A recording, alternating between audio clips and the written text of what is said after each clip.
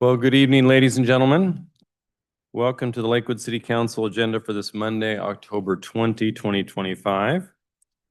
We are glad to see all of you here tonight. We thought most of you would be out watching the Mariners at some point, so thanks for coming, and thanks for those of you at home. Tonight is one of our blended meetings, so as you may see on the agenda, we will call the meeting to order with the roll call in a minute. And then we go through the business of the evening, followed by a short study session. So that's kind of the nature of tonight's agenda. So Madam Clerk, if you'd please call the roll. Mr. Boki did indicate he would be a little late this evening, but he's on his way. Oh, great, thank you. Councilmember Bell? Here. Councilmember Boki? Councilmember Brandstetter? Here. Councilmember Laura Sella? Not present. Excused. Councilmember Pearson? Here. Deputy Mayor Moss? Excused. And Mayor Whalen? Present. You have a quorum. Thank you very much. Now, if you'd please stand and join me in the Pledge of Allegiance.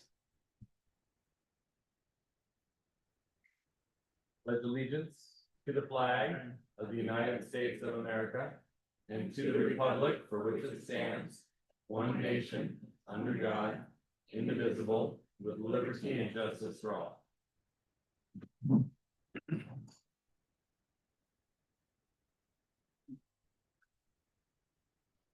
Well, again, welcome and thank you.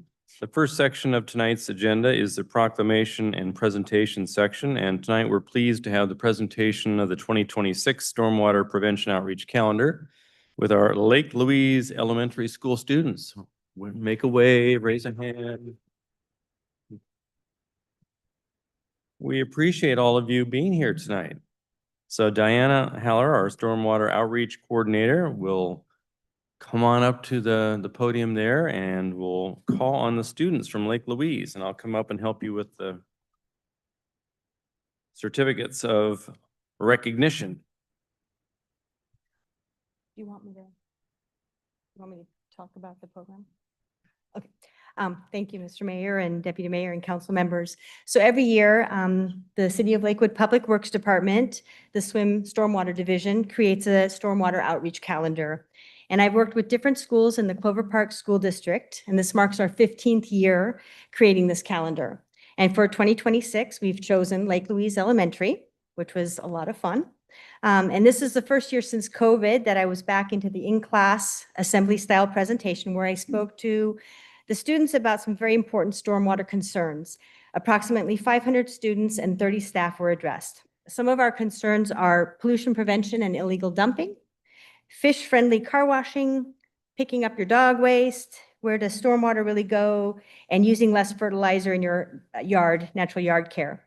This year, 15 pieces of art were chosen, and they were used throughout the calendar. We printed 1,500 calendars. Normally, we've done 1,000, but we got a little extra in our grant, so we printed 1,500 calendars, and I'll be distributing those throughout the city of Lakewood in the next couple of weeks, and I gave the school some of them already. The Chambers of Commerce will be getting some. Businesses that I've inspected in the past year that are in good standing with stormwater regulations, they'll be receiving some of the calendars to give out to their clientele for free. And then any other city events, I'll be passing them out. So in addition to meeting one of our NPDES permit requirements, this also met our first unique element for our most recent interagency agreement between the State of Washington Department of Ecology, Pollution Prevention Assistance Program, and the City of Lakewood. So today, some of the students, besides the Mariners and the Seahawks playing, still made it, and their families, and I begged and pleaded, and they still made it, are here to receive their certificate. Great. Thank you. So do you want to help me with this? I sure can. So we can either announce them or I can. So why don't we do it together here? Then? Okay. All right. I'll hand them to you. All right, I'll call them out and then you know who is here and who isn't, I right? think we have November and December, and I'm not sure who the third. Well, I just have the names, so I'll just read them off real quick. And if you're here, great, come on up and we'll get a photograph. So certificate of recognition awarded to Cherise Wilson for your submission of artwork that was chosen for the City of Lakewood's 2026 Stormwater Pollution Prevention Calendar. So we'll make sure that that gets to her. And we have Cooper Bell. Nothing. Okay. We got a lot of calendars, so Yeah. a lot of months, at least 12. Coraline Jorgensen. Yeah. Yay, Coraline. There you go. Is your superintendent right there waiting to take a picture of you. There you go. Congratulations. Thank you.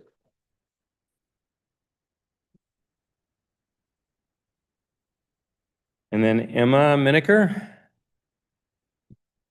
And then what we'll do at the end, for those who are here, we're going to get everybody up front so we can get one big photograph of the city council too. Isabel Knudsen. Okay. Kaylee Elizabeth Fox. No, she's probably watching the Mariners, rooting them on. So. Kensley Hoffman. Superintendent Banner, they're all dutifully doing their homework. I think is what's going on. Magnolia Kitchen. Yay.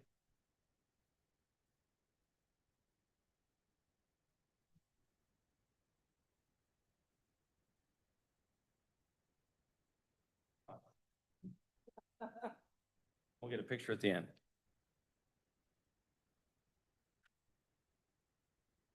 Marvita Saramana. Marvita's not here. Neil Austria.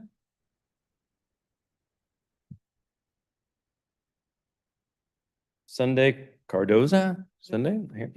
Okay.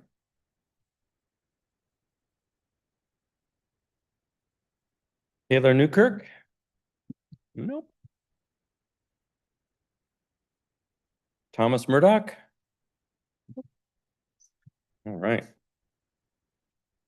Wallace Tobin. Okay, for a guy whose last name was Whalen, who was always at the end of the alphabet, I feel your pain. Zoe Kamenia. Yay, all right.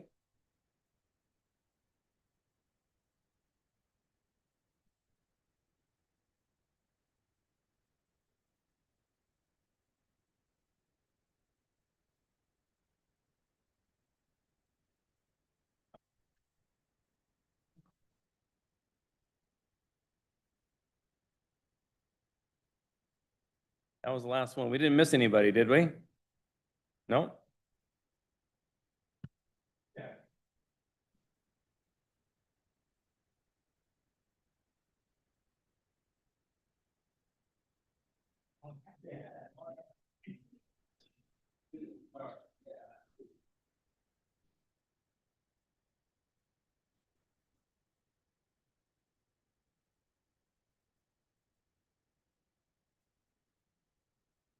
That's always my favorite one. Thanks, guys. You did a great job. Yeah, fantastic.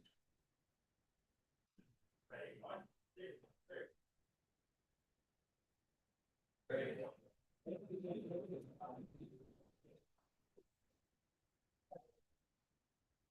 Thanks all for your time.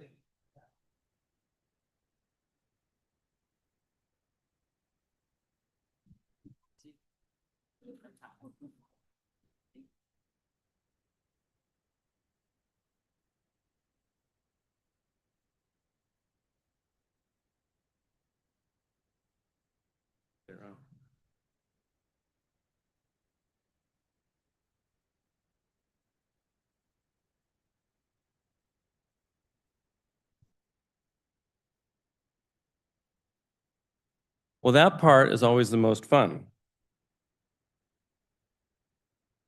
Dealing with kids is wonderful, and it's great to see all of the families here. So thank you for your participation.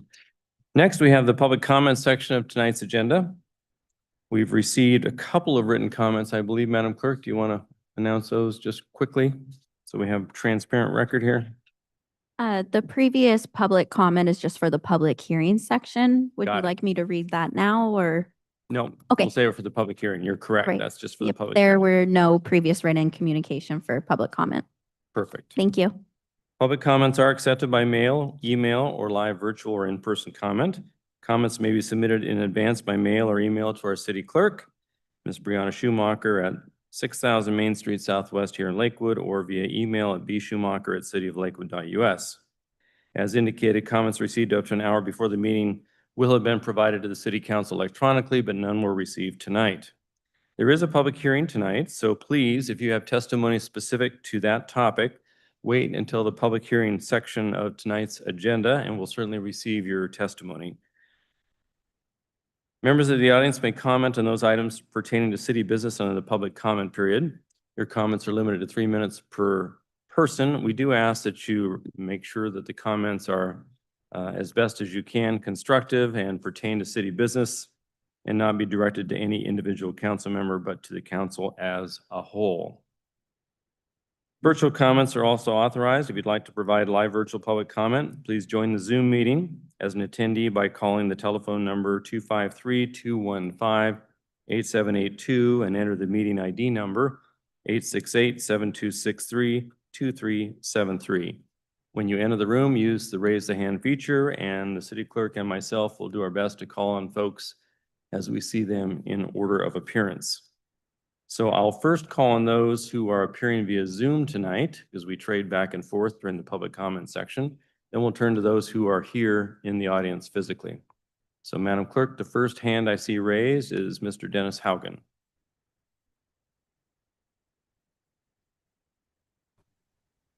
Okay, can you hear me?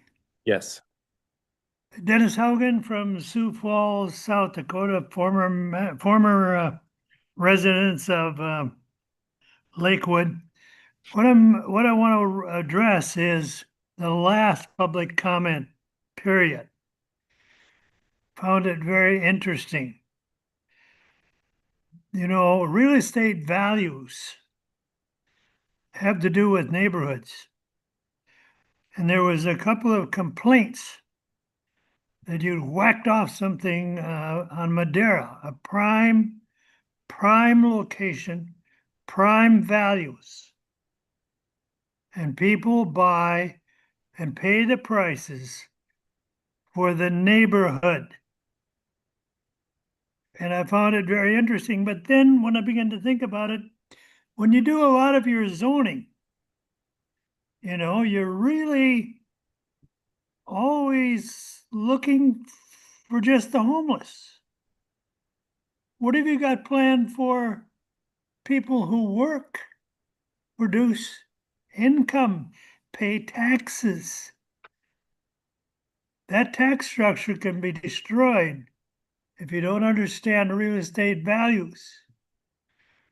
And of course, you got all kinds of secrets. You're a sanctuary city or a sanctuary state. And then they've got all kinds of rules about, you know, you're going to put all these rentals out there in this expensive property in between, so they can build cheap rentals in and amongst expensive homes. Well, how do you know who you're renting to? Because you've got so many rules about what kind of questions you can ask. And you could very well end up with, because there's no sense against vetting immigrants when they come into this country. Makes no common sense at all. And then you can't tell who they are. The next thing you know, federal government's got all kinds of money to help out with what they call homeless, okay? But nobody verifies what the homeless means or what it is. So you can end up filling Lakewood up with drug dealers, you know, over a long period of time. So I just asking, respect the people who live in Madera. It's a prime location, and I understand with DEI, you're supposed to have a nice house, even if you didn't work for it, just as nice as somebody who's rich, okay? Have some common sense.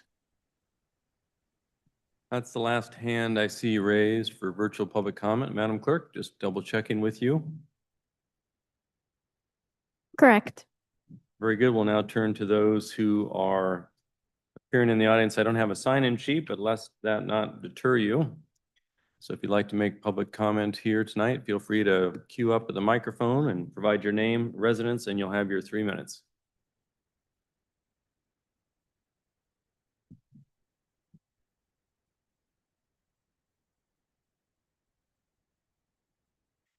Hello, good evening to all of you.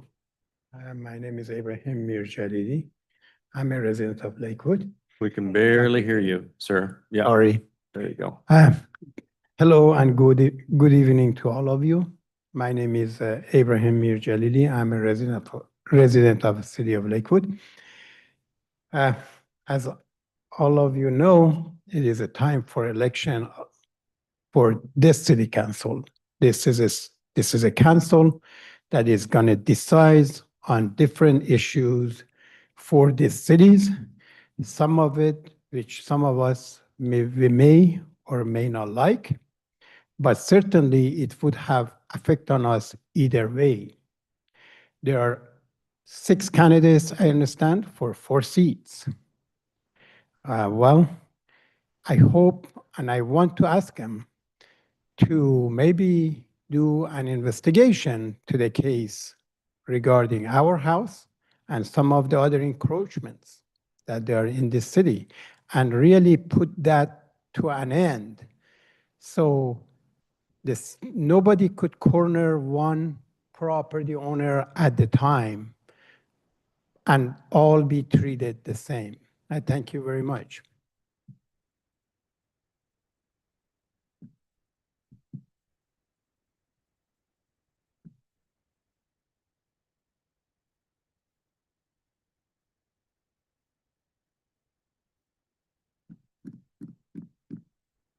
Christina Minetti, Lakewood resident and former LHAB member. I'm speaking tonight about recent actions that deeply concern those of us who value Lakewood's history and cultural identity. I'm also a historian by training.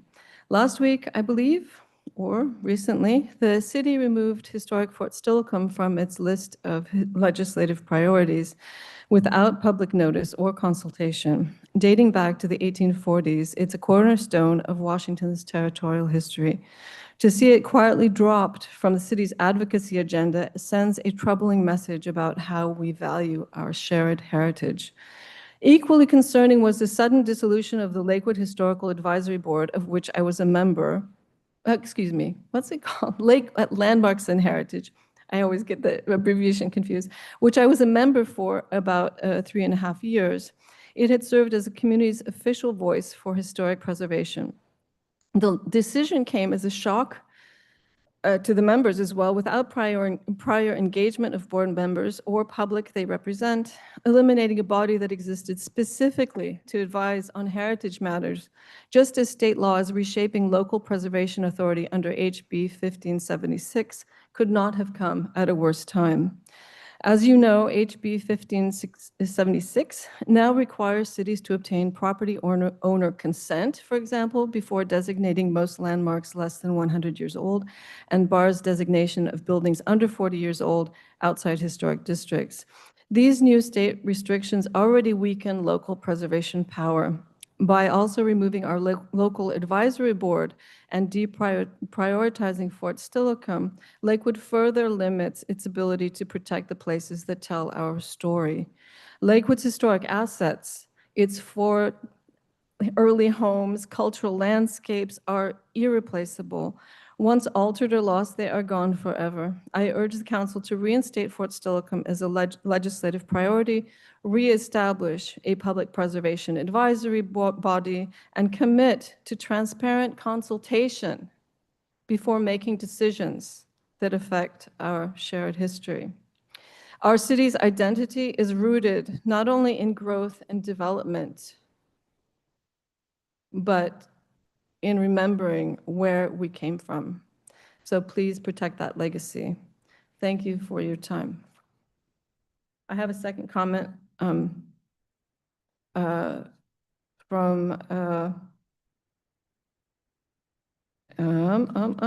oops.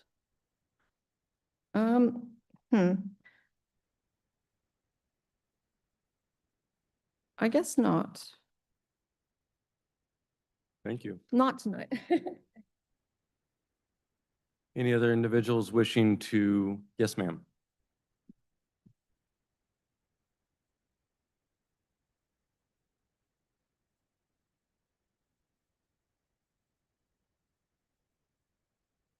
Thank you, City Council, and I appreciate that you have public comments at your meetings. My name is Sue Peterson. I'm a resident of Lakewood. In 2021, I purchased a home on Carp Lake. I thought it was the most beautiful place I'd ever seen. It had tons of wildlife and birds, fish. I enjoyed that first full year of 2022 with lots of water in the lake, lots of wildlife. It was beautiful. And that's about when the city started a roads or stormwater, I'm not sure what you call that project, but put in a lot of roundabouts and sidewalks and a new stormwater filtration system. I was absolutely stunned being a fish biologist and having worked in lakes and streams and on all kinds of projects like that in my career. I was very surprised when this little lake, Carp Lake, went absolutely dry in June of 2023. And I thought, well, maybe it's related to that project. I'll wait and see. Your public works director at the time assured us that when the project was over, it would all go back to the way it was, but it never did. That was June of 2023. That whole summer was dry from June until the following February, and we were told that the vault that was holding water the plug would come out and we'd have our lake back. That never happened. Every year, we only get water in Carp Lake from about not even December, January or February until April. We're only getting water in the lake for 2 or 3 months out of the year. I postponed really making an issue of this, but now after 3 years of a dry lake, I'm going to say that's a trend. And I'm the president of the Carp Lake Improvement Association. We have 42 properties that belong to that association. I think the county's valuation of our homes is about $21 million among all of us. And I'm here to request that the city council, maybe I think you have a new public works director. I really feel a strong need, representing my neighbors, to find out what's happening on Carp Lake. I did submit public comments to your February stormwater project proposal for Ponce de Leon Creek. And one of my comments was, you need to look at Carp Lake before you keep doing what has been done. I worry about all the lakes. Thank you very much. Thank you, Sue. Okay, I'm back again. I found it. On behalf of? On behalf of the Gary Oak Coalition, as usual, I just stuck it in my bag, couldn't find it. So I'm Christina Minetti. I'm speaking on behalf of the Gary Oak Coalition, an environmental nonprofit dedicated to protecting Lakewood's native Gary Oaks and urban forest. We appreciate the city's stated goal of achieving 40% tree canopy coverage by 2050, but this goal will not be met unless stronger protections are put in place to preserve the mature trees that we already have. Recently, one of our members reported a troubling situation in his neighborhood. A property owner used a backhoe to dig a driveway through a slope to create a backyard garage. In doing so, they cut through the critical root zones of several large trees on the neighboring property, among them a large old native bigleaf maple and multiple Douglas firs. Roots were exposed and severed, leaving these trees vulnerable to stress and infection, because trees can get infected just like people can.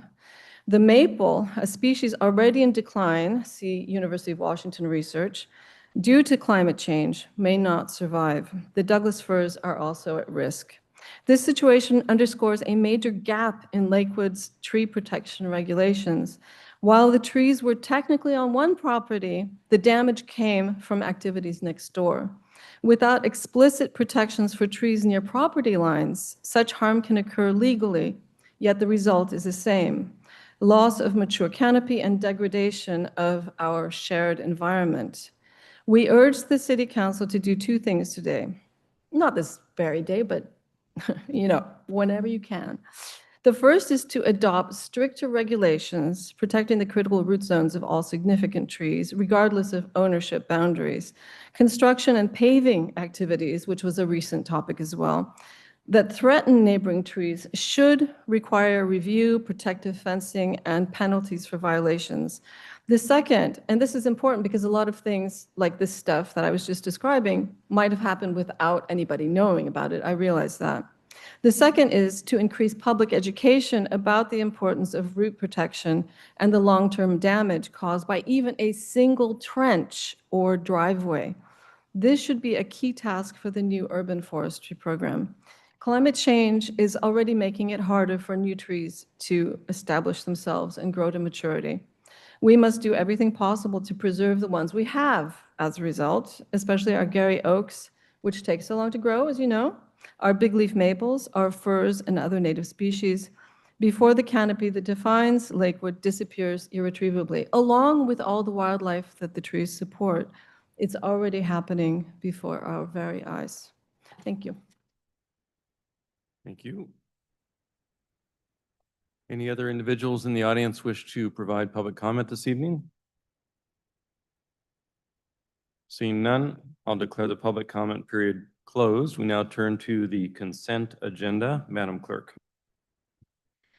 A, approval of minutes of the City Council meeting of October 6, 2025.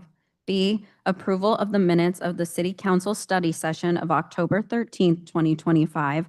C, motion number 2025-70, authorizing the execution of an amendment to the agreement with Atwell LLC to assist in on-call permit review. D, motion number 2025-71, authorizing the execution of an agreement to PH Consulting LLC to provide on-call traffic engineering and signalization services. E, motion number 2025-72, approving the 2026 Human Services Funding recommendations. F, items filed in the office of the City Clerk. 1, Lakewood Arts Commission meeting minutes of May 5th, 2025. 2, Lakewood Arts Commission meeting minutes of August 4th, 2025. And 3, Public Safety Advisory Committee meeting minutes of August 6th, 2025. Thank you very much. Is there any item which any council member wishes to remove from consent agenda consideration? Seeing none, do I have a motion to adopt the consent agenda as presented? So moved. Second. It's been moved by Councilmember Brandstetter, seconded by Councilmember Pearson, that we adopt the consent agenda. Any further discussion? Seeing none, all in favor signify by saying aye. Aye. Any opposed? The consent agenda has been adopted. We turn to the regular agenda, public hearings and appeals. Madam Clerk.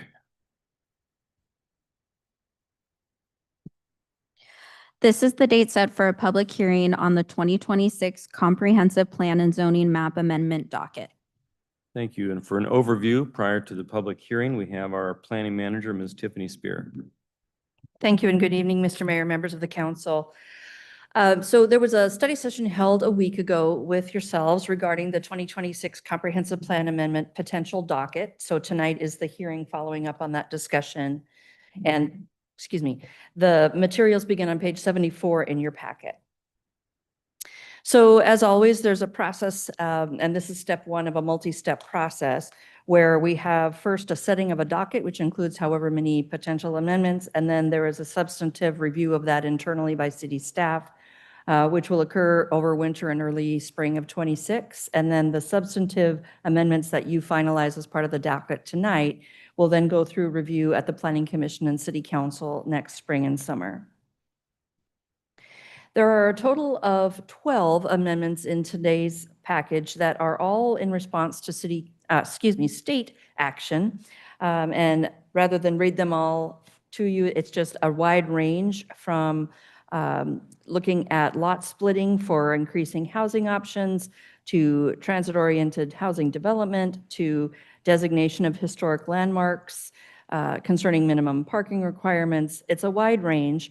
And so for all of these, it's a matter of making sure that the city's code and zoning either are in compliance already, because some of them may well be, given the actions taken by the city in last year's periodic update, or verifying what may need to change come this next cycle's adoption this next summer.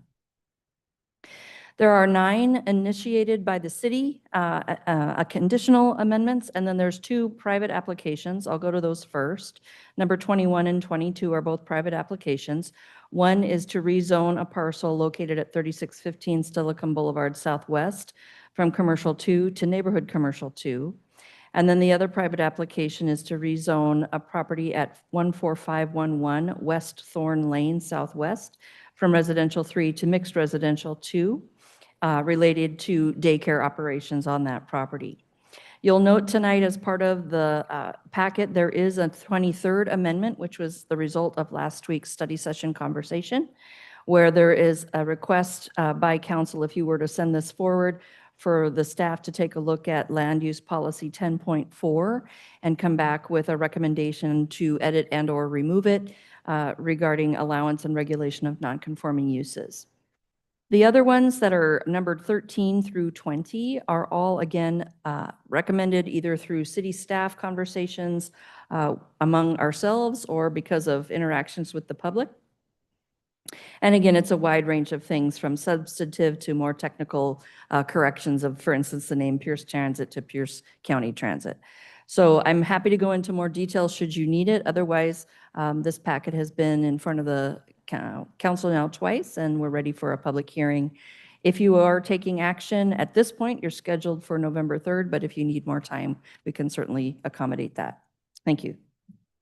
Thank you. And again, just to confirm, this is the public hearing just on setting the docket on the items that you've listed and reviewed with us tonight. Correct. This is not in any way an adoption or a change to any code or zoning. This is step 1 of what will last probably until next June. Absolutely. Thank you. Any questions of Ms. Spear before she takes her seat? Seeing none, this is the date set for the public hearing on the 2026 Comprehensive Plan and Zoning Map Amendment docket. The city has received 1 public comment in advance, the written comment of Tricia Parsons. Thank you, Ms. Parsons. Public testimony is accepted by mail, email, or live virtual or in-person comment. Comments may be submitted in advance by mail or email to our city clerk, Ms. Brianna Schumacher, at 6000 Main Street Southwest here in Lakewood, or via email, as Ms. Parsons did, at bschumacher@cityoflakewood.us. Clerk has read the names of those who have submitted testimony in advance, and other than Ms. Parsons, I don't believe we have any other written testimony. Is that correct? That is correct, Mayor. Very good. If you'd like to provide testimony during this public hearing, please note that your testimony is limited to 3 minutes per person. Again, like regular public comment in these public hearings, we just ask you provide your name and residence for the record, and then you will be provided your certain time to speak. So at this time, we'll open it up to those in the audience, followed by those who may be appearing on Zoom.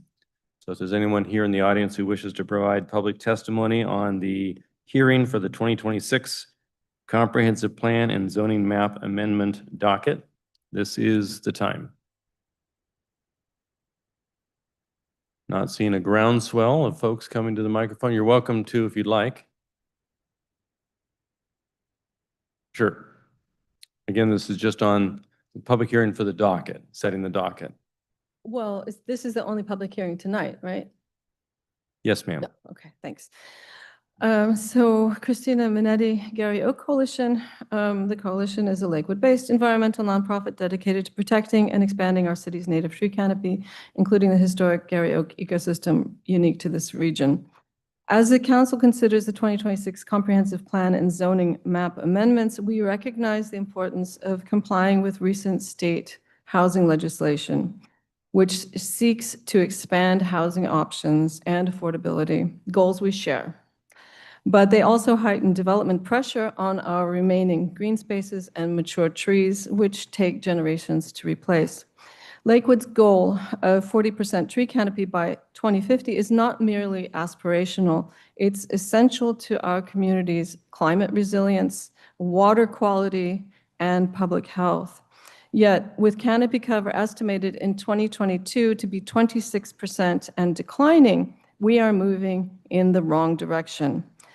In particular, ESB 5559, which facilitates lot splitting and subdivision, poses a serious threat to Gary Oak stands and woodlands in the city. When these areas are divided into smaller parcels, especially those under 1 acre, they often lose their formal protection status as woodlands. This would allow the steadily creeping net loss of critical Gary Oak habitat across the city to continue and even accelerate. We urge the council to adopt local safeguards ensuring that any property with Gary Oak presence is evaluated. It's also known as Oregon White Oak for Mr. Russell, maybe he doesn't realize, and protected as part of a connected ecosystem, not just by property lines or roads, but by the true ecological extent of the natural feature itself. If you have a road through the Sahara, it's still the Sahara, right? To prevent further canopy loss, we urge the city to integrate stronger tree protection and replanting requirements into every zoning and code amendment that results from these state housing laws. To meet canopy and biodiversity goals, we recommend that the city, 1, enact a no net loss of tree canopy standard, require full mitigation for any tree removals, not just symbolic mitigation comprised of a few small saplings, or one in the shape of money deposited to a bank account with no actual mitigation. That means actual planting of stuff. In a protected area, prioritize 3, native and drought-tolerant species, and 4, incorporate cumulative canopy impact analysis into SEPA reviews. Lakewood's Gary Oaks are irreplaceable. By protecting these oaks and other trees today, the city can show real leadership by boldly asserting that growth and nature can coexist and that Lakewood's identity is inseparable from its trees, which I think is true. Thank you. Thank you. Sorry, I have another one from myself. Christina Minetti, Lakewood. I've lived here more than 50 years. I grew up here, and to me, Lakewood has always meant trees, wildlife, and the sense of peace that comes from living in a community still connected to nature. You know, the sound in the firs when the wind is blowing, you know, not when they're falling on your house, of course, but the Gary Oaks, Douglas firs, and big leaf maples that define our neighborhoods aren't just scenery. They are the foundation of the city's identity and its ecological health. That's why I'm so deeply concerned about the direction of the 2026 Comprehensive Plan update, especially the amendments being proposed to comply with a long list of new state laws. While many of these laws aim to increase housing availability and streamline permitting, their combined effect is to reduce local discretion and accelerate development, often at the expense of our environment.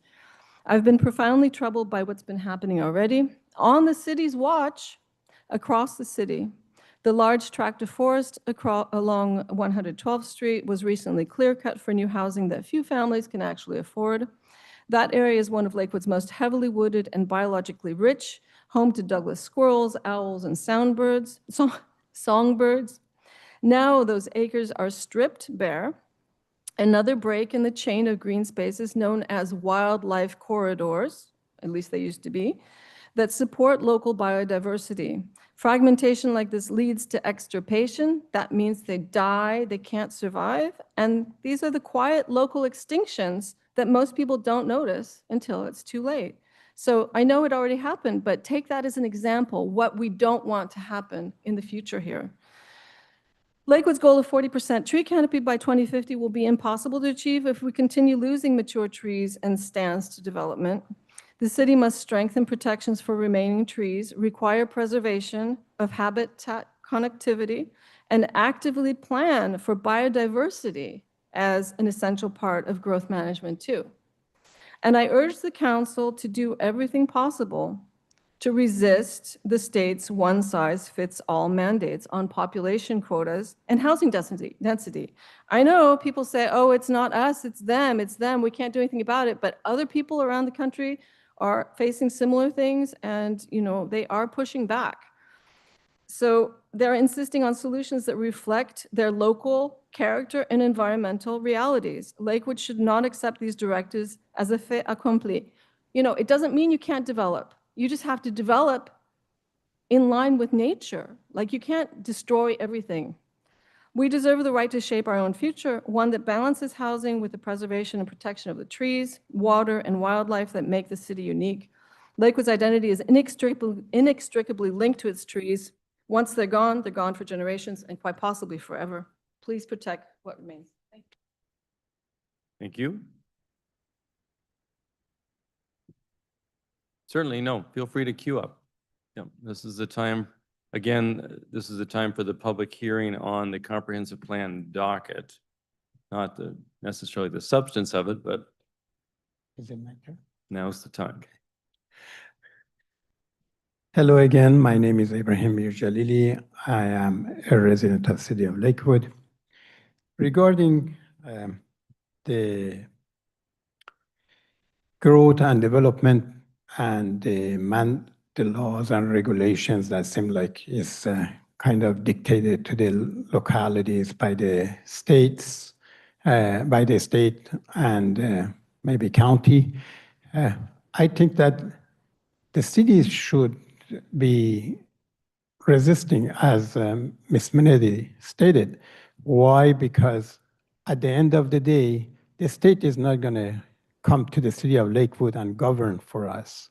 We would be the one who would have to endure the consequences. I believe that the city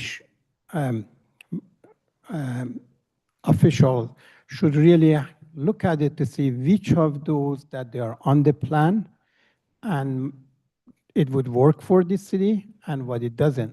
The city should be able to sustain itself financially, economically, and socially.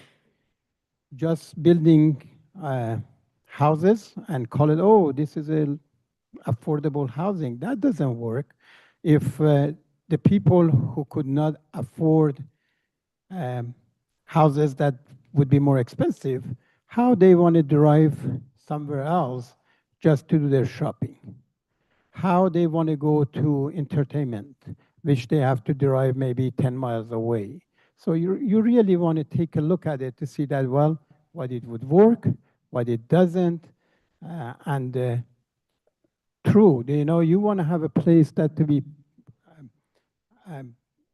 pleasant, a place that would have clean air, clean water, and is sustainable. I thank you very much. Sue?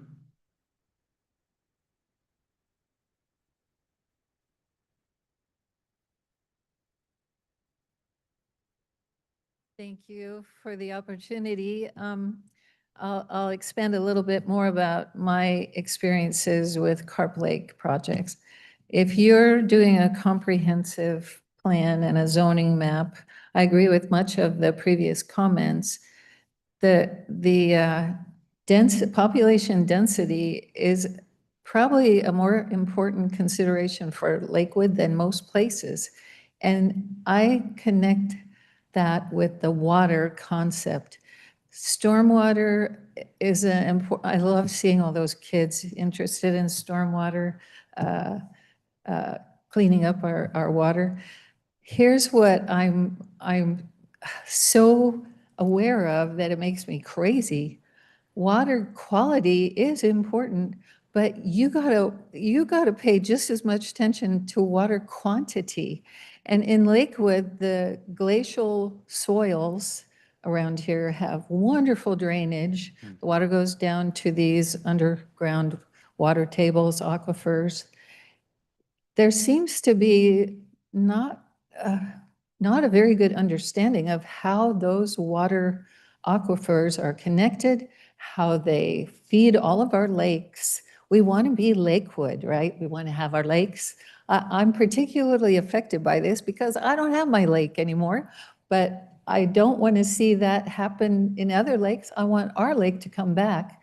And the more development you have, the more you have impervious surfaces, roads, sidewalks, driveways, roofs, all those things prevent the rain from going into the aquifer.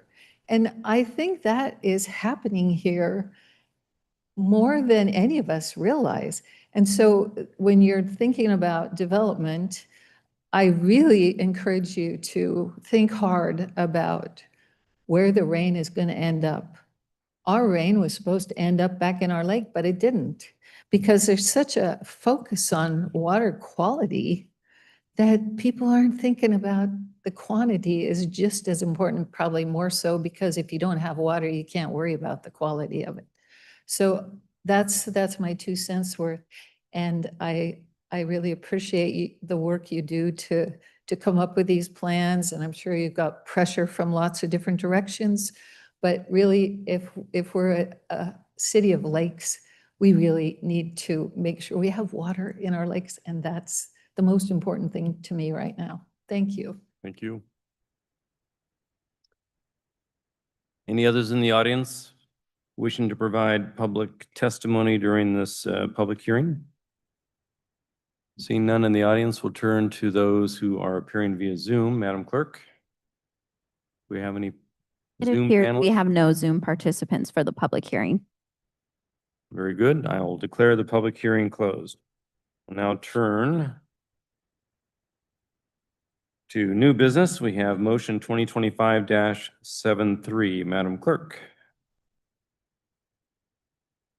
Motion number 2025-73, approving the federal, state, and Pierce County legislative agendas and policy manual. Thank you. And for this, I'll call on our assistant to the city manager, Mr. Michael Vargas, to provide an overview and just kind of providing an upfront comment. Mr. Vargas, we did receive some public comment on one of the items that was seemingly removed. So perhaps if you can provide some attention to that as well with your comments.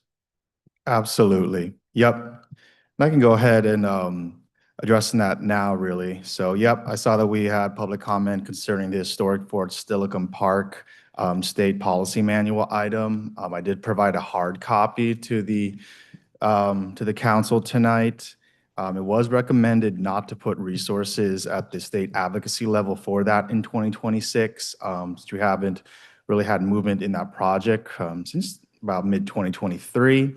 However, that doesn't preclude it from the city's work plan, just that, we wouldn't be putting state advocacy attention to it in the coming year. However, we could always leave it in there as well. It's the council's policy agenda, so I wanted to provide that item in case you wanted to do so. So, Thank you. yep. Any other thoughts as you lead us through the? Yeah, yep. Okay. So just to go through the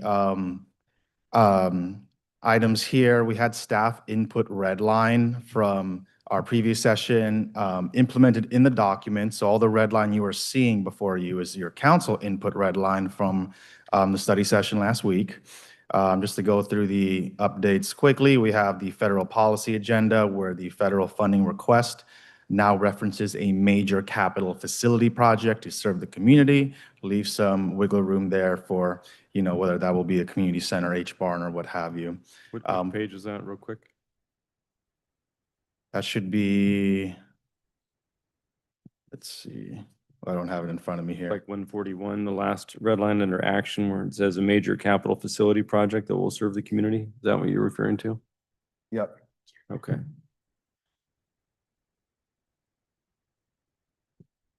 Oh, perfect. Okay. Yep. And then looking at the state policy agenda here, that'll be on page 148 of your packet. Great. We have that new item, new priority funding for implementation of parking standards in lieu of the old proposed parking study grant program. So just as we reviewed, this new parking implementation priorities a bit more broad and more palpable to advocate for in this coming session.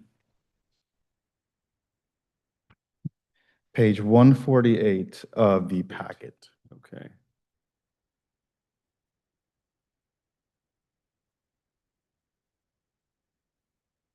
Got it. Okay, I think we're with you now. Yep.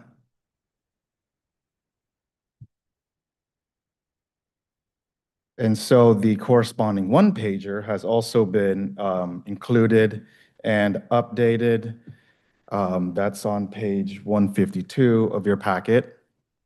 And we had some red line changes to including consultant costs and also for the last sentence to read state parking mandates as opposed to laws.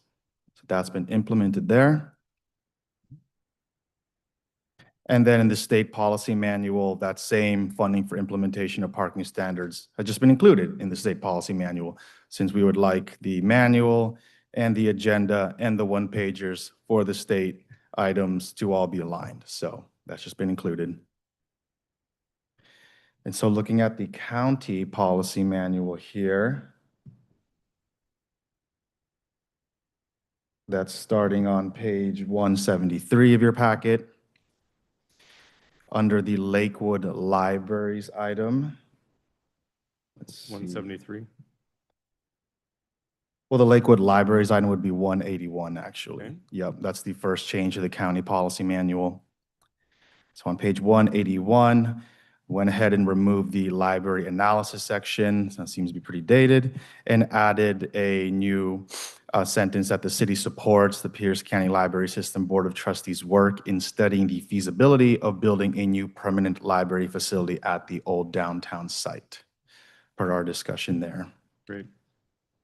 And then the final change to the county manual, that's on page 185, under juvenile crime.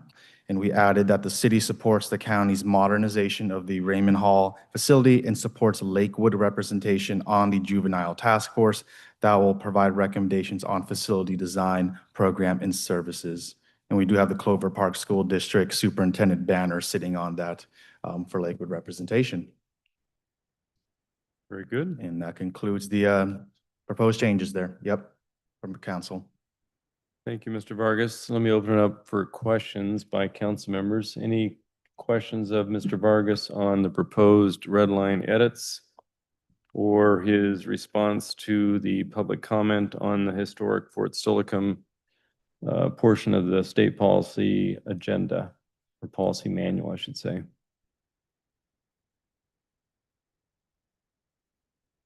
Any comments? The only comment I was going to make on the historic Fort Steilacoom and the work out there. Again, as I understand the recommendation from Ms. Helder and certainly as articulated by Mr. Vargas, it's not like this is an item that is not important to Lakewood, ultimately gaining ownership of those buildings so that we can maintain them in a more qualitative state. But it's just not an item of priority for this session. Is that correct? Correct, for state advocacy efforts in 2026. Yep. And the other thing I just want to point out is the person who does chair the Lodging Tax Advisory Committee, we have supported the Fort Steilacoom Association for years with lodging tax. So it's not like we're not supporting the organization or pursuing Lakewood's history. Our lodging tax funds support not only that organization, but also the Lakewood History Museum and any number of other organizations. So I just want to make that clear that while this is something not on the current policy manual for this year, it doesn't mean we don't support those aspects of Lakewood's history, and we've certainly put resources toward it. Any other comments or questions, council members, on that? Well, seeing none, do I have a motion to adopt motion 2025-73 as presented by Mr. Vargas with our red line comments? So moved, Mr. Mayor. Second. It's been moved by Councilmember Bell, seconded by Councilmember Boki, that we adopt motion 2025-73, effectively approving the federal, state, and Pierce County legislative agendas and policy manual Any further discussion? Mr. Branstetter. Thank you, Mr. Mayor. I'm certainly going to vote in favor of the policy manual that is before us, in terms of the topics that it addresses, that are items that I think that are actionable by the state and federal governments, and the county council, in this coming year. I think that it is, I just wanted to, first of all, comment on the Fort Silicon Park H Barn silos preservation. I think that is a project in which we still have, in conjunction with Partners for Parks and other community partners, and in the process of approving our own legacy plan, have to decide on some direction of how that project would proceed and what it would entail in its entirety. But all of the options that are likely to be considered by us include preservation of the silos. And so I'm moving that up to a priority ask to at least get that done, so that they don't deteriorate to the point of where whatever we choose to do becomes more cost intensive, if we can get the dollars to be able to go and do that. And for a short session with limited fiscal resources at the state, I think it's not asking, it isn't a big ask, but I think that it's important as we're trying to move that project along to move forward. I will also say that I support not just including and repeating the same verbiage about the historic Fort Steilacoom in this year's manual, in that we have not been able to make any progress in the past year on deciding exactly what partnership we would be able to put together and to move forward. That is not to say that not including it in this year's manual, where we were not really asking for anything specific from the state, is an abandonment of the eventual goal of ensuring that either under city ownership or some other way that those buildings that constitute the historic Fort Steilacoom and the surrounding area don't get preserved and don't become a part of the historic legacy of the city. But I think we need to maintain our policy manual in things that we really want state legislature to do in a given year. And we're not at that point. I think I look forward to having as we get a new parks director on board and are able to do that, and we actually complete our legacy plan here in the next year. I think that is where action on historic Fort Steilacoom should go. Get it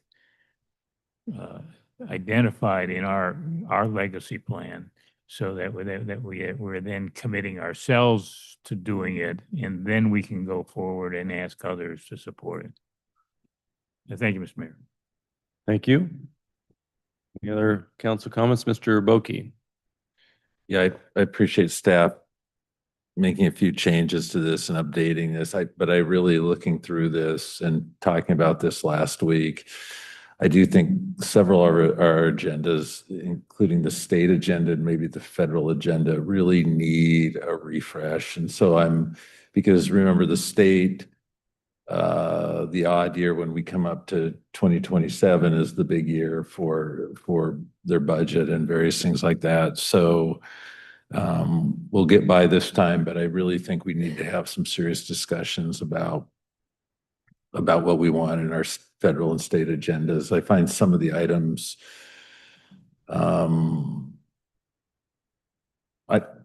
I just don't know if we're on the same page, right, with the legislature on some of the items, and maybe some of the federal items are a little bit stale. But I'm fine with it tonight, but I think, next year we should probably have a retreat where we discuss some of these items and kind of get a little kind of refocused is what I would say. Any other comments?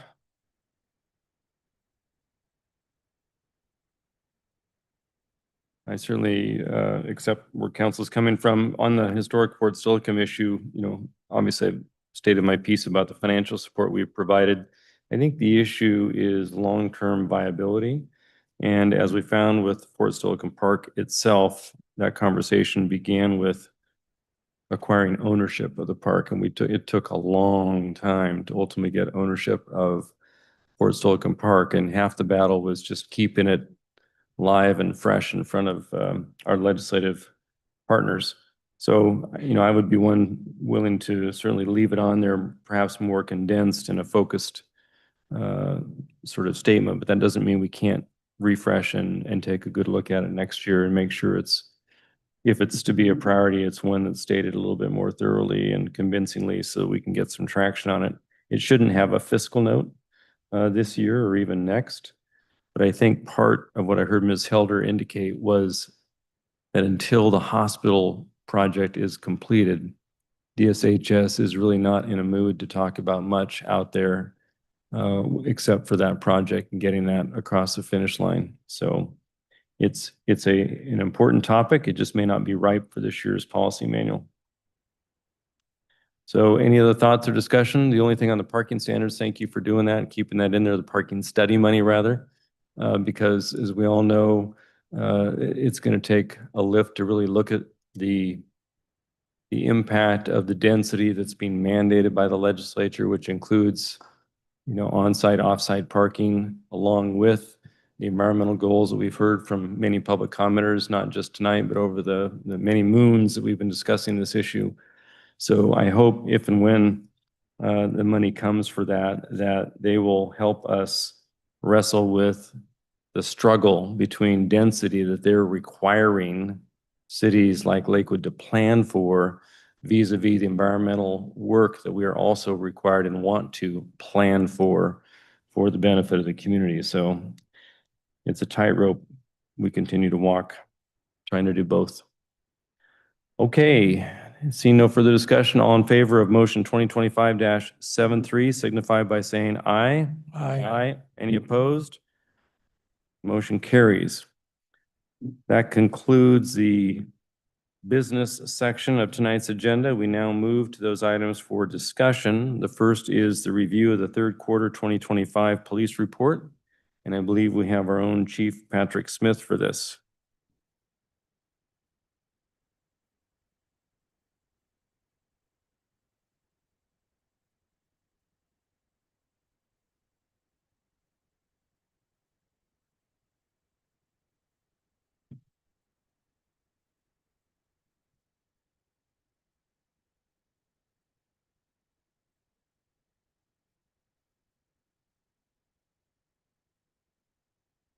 Thank you. Paul, turn your nameplate so they can see you. There you go.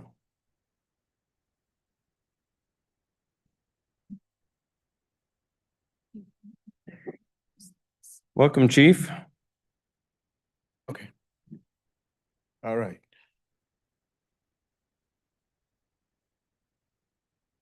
Hey, good evening, Mayor and members of council. Thank you for having me here today to go over our third quarter police report, our statistical information for the third quarter. During this quarter, our calls for service were slightly higher than it was in 2024. Traditionally, our third quarter is the highest quarter of the year. Right here, we show that we went up 2.3% on our calls for service, just slightly above 2024, but well within the normal range of calls for service. But as you can see, as compared to 2023, we're significantly down from that time when we had a number of things going on within the city. Our, our arrests continue to go up. The only area, once again, that you'll see a reduction is the 8.1% in our felony arrests. All of our arrests primarily fall within the gross misdemeanor range where we're up 60%. Our misdemeanors were up 1% and our warrant arrests were up 8.3%. And we had a total arrest up 1.8%. Still pretty much in line with 2024, just slightly higher than that time frame. Our crimes against persons, one of the areas that we've been working on consistently has been our aggravated assaults. One of the areas that in years past have been somewhat higher, we managed to reduce them. And as you look as compared to 2023 and 2024, you'll see a reduction there. And overall, there's a reduction of probably a good 200 less victims as compared to 2023 and 2024 in the total year combined. Our simple assaults were down. So far this year, we're very, very fortunate in our city that we've not had one homicide within the city, and we're hoping to carry that out through the end of the year. Our robberies are down 38%, and our sex crimes are down 7.9%. And we show a total reduction in our crimes against persons down 14.8%.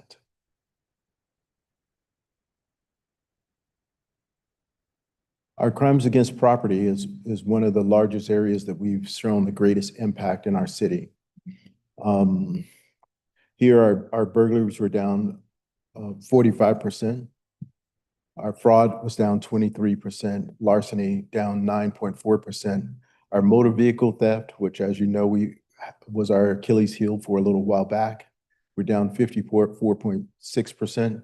And our stolen property is down 17%, vandalism down 34%. And our weapons violation during this time was one of concern. It went up 13%. These are our weapons laws violations where we saw just an increase, but fortunately it did not impact our overall crime numbers as far as reductions are concerned. Overall, all of those numbers above that is down in every single category. And as you look in the lower right-hand corner, you'll see the yearly comparison, which is a significant drop from 2024 and an even greater drop from 2023 overall. Our pursuits, once the law changed back, which allowed us to now pursue our criminal offenders, it's slowly coming back into alignment overall with our pursuits and eludes are now closely aligning as we're able to go after those who are involved and able to help to prevent serious crime within our city. Eludes were down 44.8%, and our pursuits were down 8.8%, excuse me.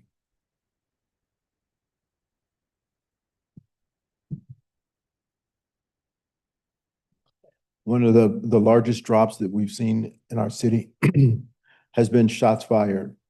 While it's not a traditional crime number, but it's one that we definitely track because it causes serious concern within the community when shots are fired, even at random. We're showing a 44% reduction from 2024 and an even greater reduction from 2023, almost cut in half there, or 50%.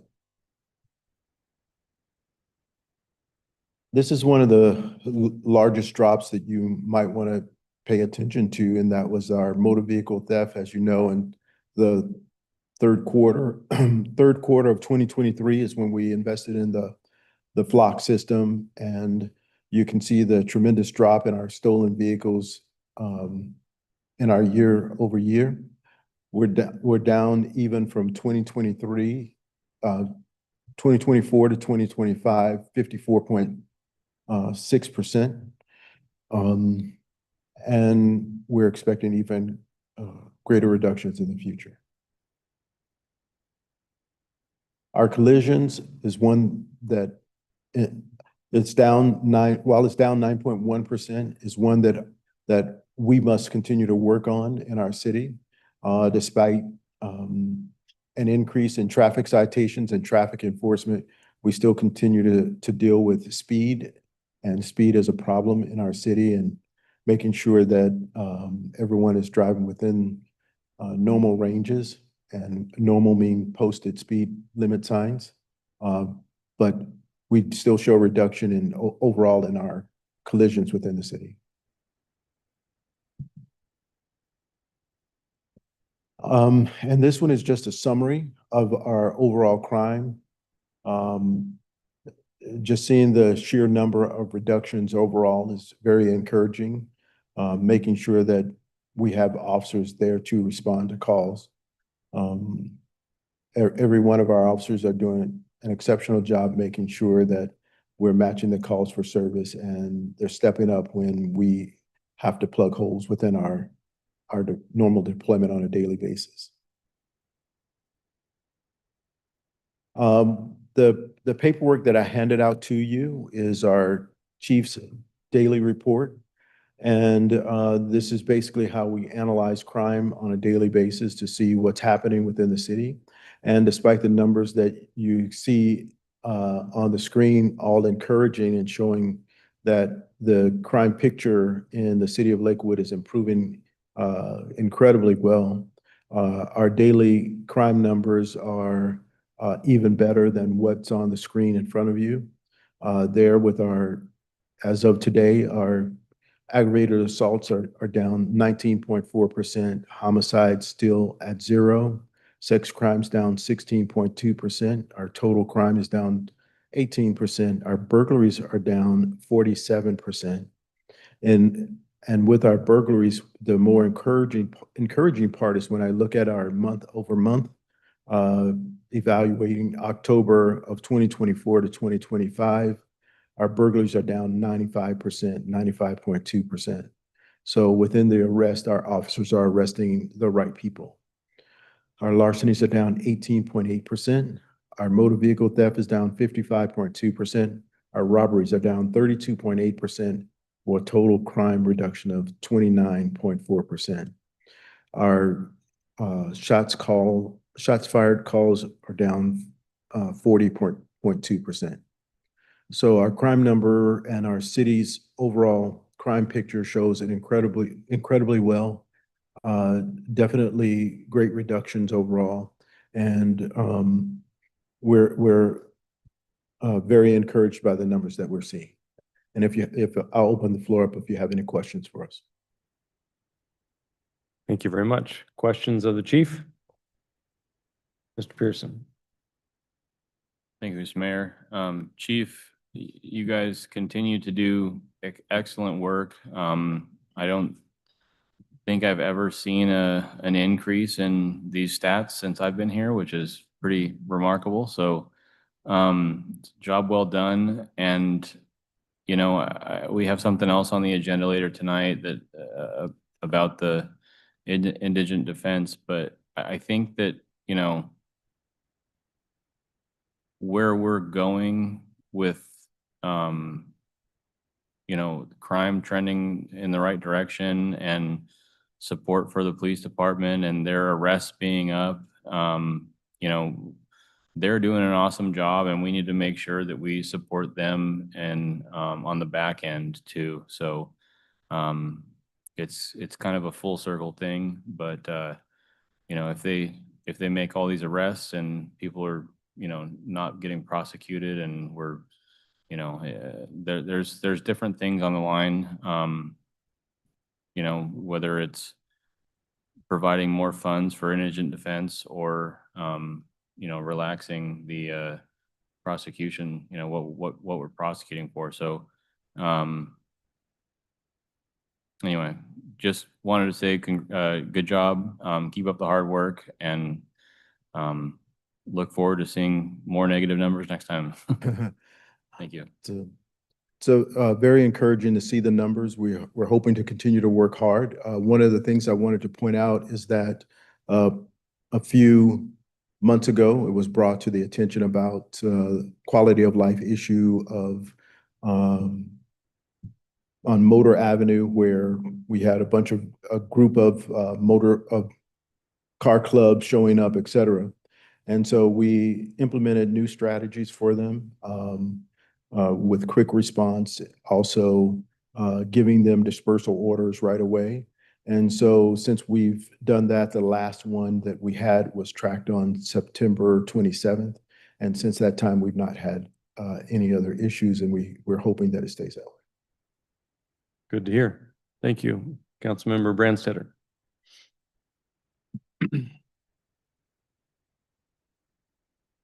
Thank you, Mr. Mayor. Chief, I, appreciate the report. And again, I see,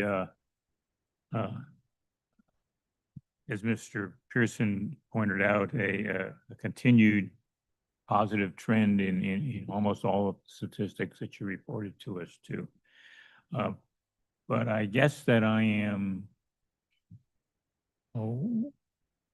looking at the line for gross misdemeanor arrests.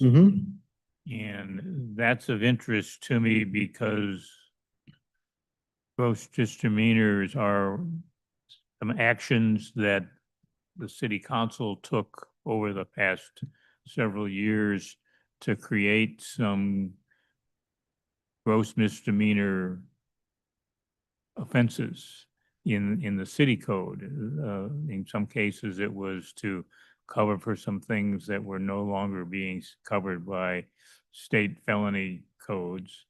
In other cases, it was some things to highlight certain offenses that we particularly wanted to deter folks from committing to be able to go and do that. And that's essentially a category that is showing more arrests. But before I go and sort of think that that's a good thing, because that was my first impression, that was a good thing, that it meant that the things that we've made gross misdemeanors are able to be acted upon. I guess I wanted to ask your take on, am I thinking straight? So you are in one sense. The reason our felony arrests are down is because some were reclassified as gross misdemeanors. But then on the other side of that, it also helps that the council definitely added other gross misdemeanors to what we do in the city.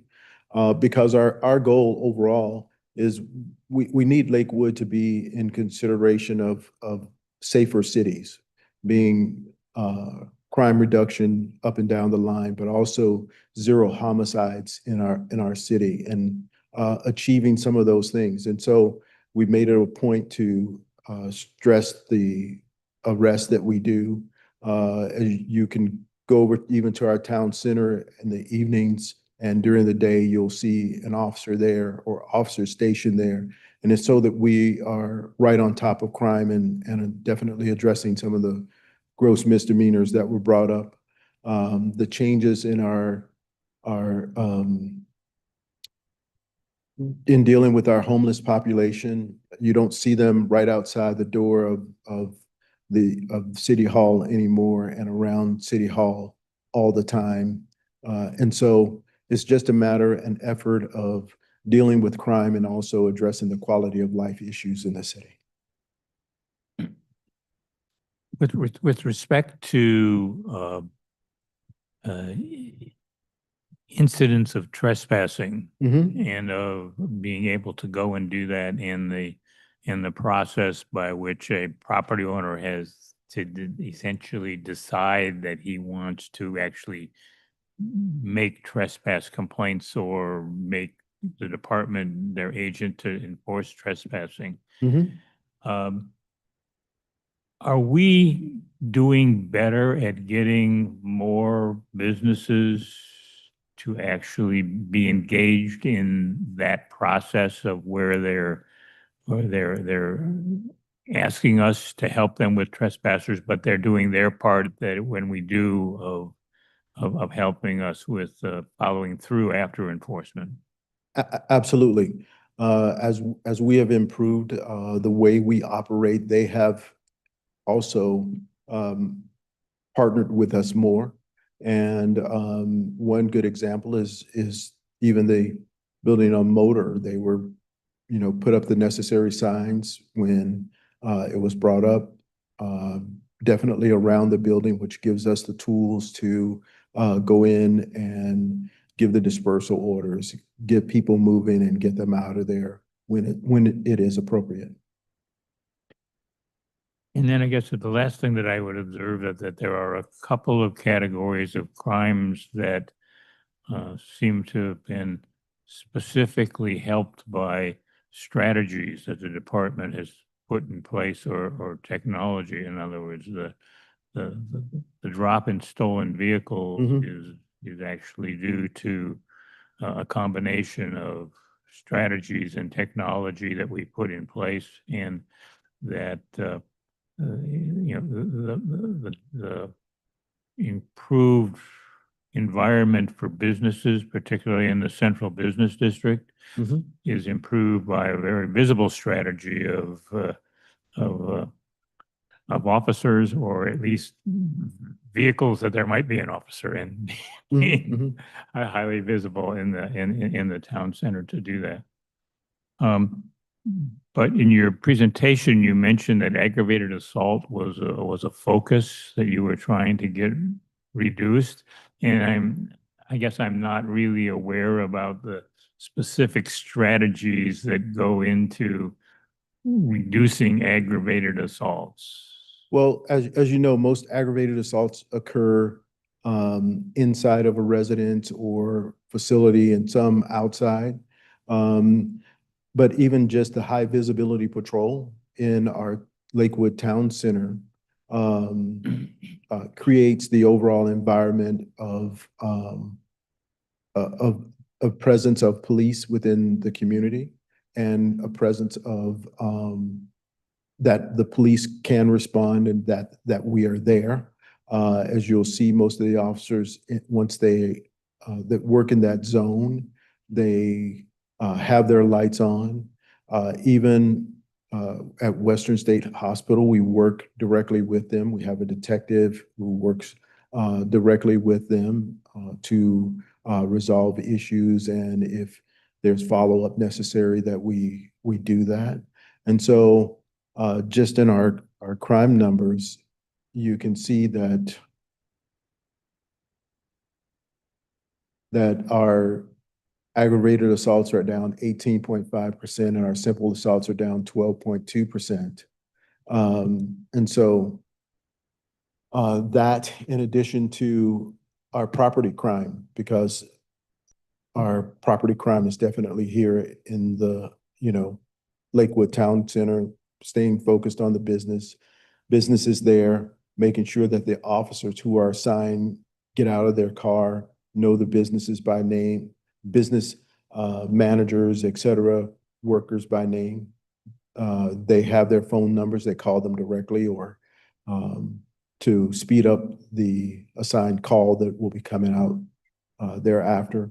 So there are a number of things that are done, adjusting the officers' hours so that as the peak hours of calls for service, our calls for service match the officers' hours so that officers are there to respond in an appropriate manner.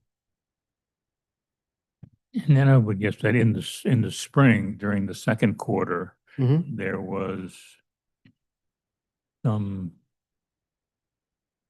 concern, anxiety amongst some residents regarding the safety of parks. And I know you began to proactively working on addressing that, particularly in the third quarter, which is a report today. And so are the strategies that you put in place something that you think are on an ongoing seasonal basis, or something we're going to have to continue to do? So when we initially started that, we started with officers going directly into the parks on foot and also regular patrols throughout the parks here in the city because there was some anxiety after we had one shooting in our in the park. And so they started doing extra patrols in those areas.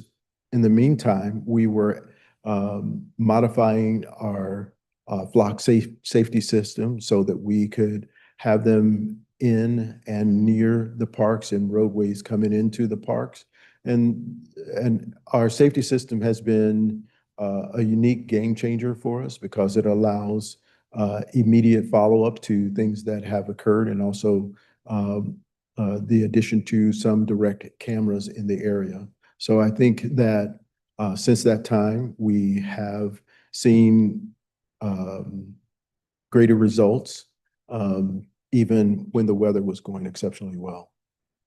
Well, I guess that I would just tell you that the feedback that I have been getting from citizens as the summer has progressed has been more and more positive in terms of how safe they feel with respect to parks and what's going on, and appreciative of their perception of the department having a role in that. So thank you. Mr. Mayor, that's all I have. Thank you. Any other comments? I have a couple, Chief, if I could. Okay. Kudos to you and your staff at continuing to do the work to drive the numbers down. Here is my, based upon feedback I've received recently on social media where members of the public are asking for more transparency. And here's how I see that play out. So when I look at the numbers, I couldn't tell you where any of this crime is occurring by district, right? And when I was going back and forth with an individual online the other day, he was, yammering at us, why don't we put out more videos? It's like, what are videos going to do for you? Why do you think the PD should be spending their time posting videos of incidents? It, doesn't do much for you. But what might be helpful, as I'm looking at the city of Tacoma, for instance, they have a crime dashboard, and you can point to any little point of interest, and it tells you the call number, the call type, the approximate location, when it was received, the priority, what the outcome was.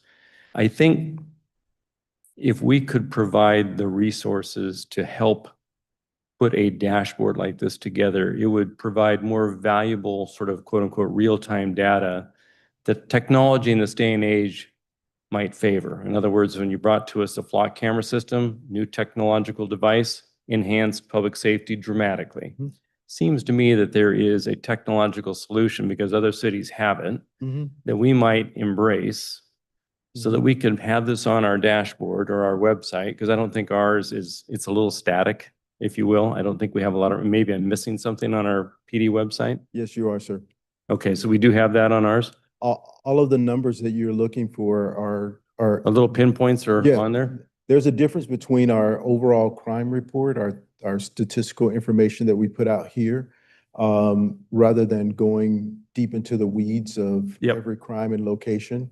What we do is have it by district, right? It's already there by district and location of crime, and it's broken down. I haven't seen the one for Tacoma, but it sounds somewhat similar to what we have. Okay. And it's just that you go there, it's all online, and you have to navigate it navigate through it on a weekly basis. The city manager's office puts out his report, and in there, usually there's a link that's plugged in for our crime information, because each week I'll put out just a little snapshot of the calls, response, violent crime, et cetera. And you can go in and navigate through to see our crime data. Well, forgive me if I missed it, but that's great if we're doing it, because the more transparency, the better, because people are looking, and I don't want to waste our time by having you folks post snapshots of incidents, for the interest of as far as the videos, et cetera, so there's the real numbers of crime, and then there's the perception of crime. And so Right. we don't want to increase the perception of crime and create a fear of crime when our crime numbers are actually going down. So we try to stay focused on what is, and that's in our numbers here and also our dashboard that shows our individual crimes by area and location. General districts. Yes. Okay. All right. Well, that's adequate for everyone. That's good. Any other questions for the chief, Mr. Boki? Yeah, I actually look at that City Protect website all the time. I try weekly to try to keep up with what's going on, and it's pretty close on especially on like robberies. It hits on a month to month, and you can go back a month, you can go back a week and look at where everything is. So I actually think it works pretty well. Some, like the county always had this one that was just almost overwhelming and hard to deal with. So I do appreciate, I think you give out a lot of information, and those weekly numbers come out, but I think good job on all this stuff. I think the drop in overall crime is just absolutely wonderful, and good job. I just really appreciate the work you and your force are doing in this regard, and I think a lot of people appreciate it. Thanks. Thank you, sir. Ms. Mill and I are looking at the interactive crime map, trying to bring it up. I've read up, it's loading and stuff, but maybe just moving it around on the website so it's a little bit easier for people to find. Yes. That would be it. If we can pull it up. Yeah, if it loads. Yeah, if it loads. Could be the technology and the connection here. Well, again, very good, and thank you for the information, the report, and we certainly appreciate the numbers trending downward. That makes all the difference for many residents, for sure. All right. Thank you, sir. Okay, so next we have the review of the 2026 property tax levy, and for this, we have Deputy City Manager Todd Kraus.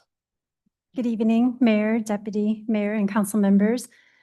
So for the 2026 property tax, as you know, the city is authorized to increase the property tax by 1%, and that is in accordance with state law. And the IPD for 2026 property tax is above the 1%, so we're authorized to take the 1% without any additional ordinances and such. Traditionally, the city has implemented the 1% property tax. And so the recommendation for the city council, when we get to the November 17th adoption after the November 3rd public hearing, is for the city council to implement the 1% property tax. From an assessed value standpoint, our assessed value increased by just under 360,000 or 3%. The city's levy rate from 2025 was about 68 cents per 1,000, and the proposed levy rate, just based on calculations, would be about 67 cents per 1,000. So the property tax impact to the average homeowner compared to where we were in 2025 is going to be $5.81 more than what they paid annually in 2026 compared to 2025. But based on the recommendation of implementing a 1% sales tax or property tax, it would be an annual impact of $9.55 for the average homeowner. So there's a lot more information in here, similar to what I've provided in previous years. But overall recommendation after the public hearing will be a 1% increase. If the city council doesn't authorize the 1% increase over a 6-year period, that's a loss of revenues of about $500,000. And that concludes my presentation. Thank you. Any questions of Ms. Kraus? Mr. Brandstetter. Thank you, Mr. Mayor. Well, this sounds very familiar to past years. Don't need to declare an emergency to be able to just do the 1%, even though we have been engaged with communicating to the state legislature that they ought to change the system as to the calculator based on some other things that more accurately reflect the growth in costs. However, on page 201 of my packet, under the section that's called analysis, there is there was a chart that I was trying to understand. It's the second chart, and there is a column for 2026 estimated no increase with the changes from 2025. And then a column with 2026 estimated 1% increase with a change from 2025. And so the first line there where it says assessed value of the average home, it's the same in both cases. That's why that number looks the same in both. I just trying to make sure that I'm reinterpreting that right.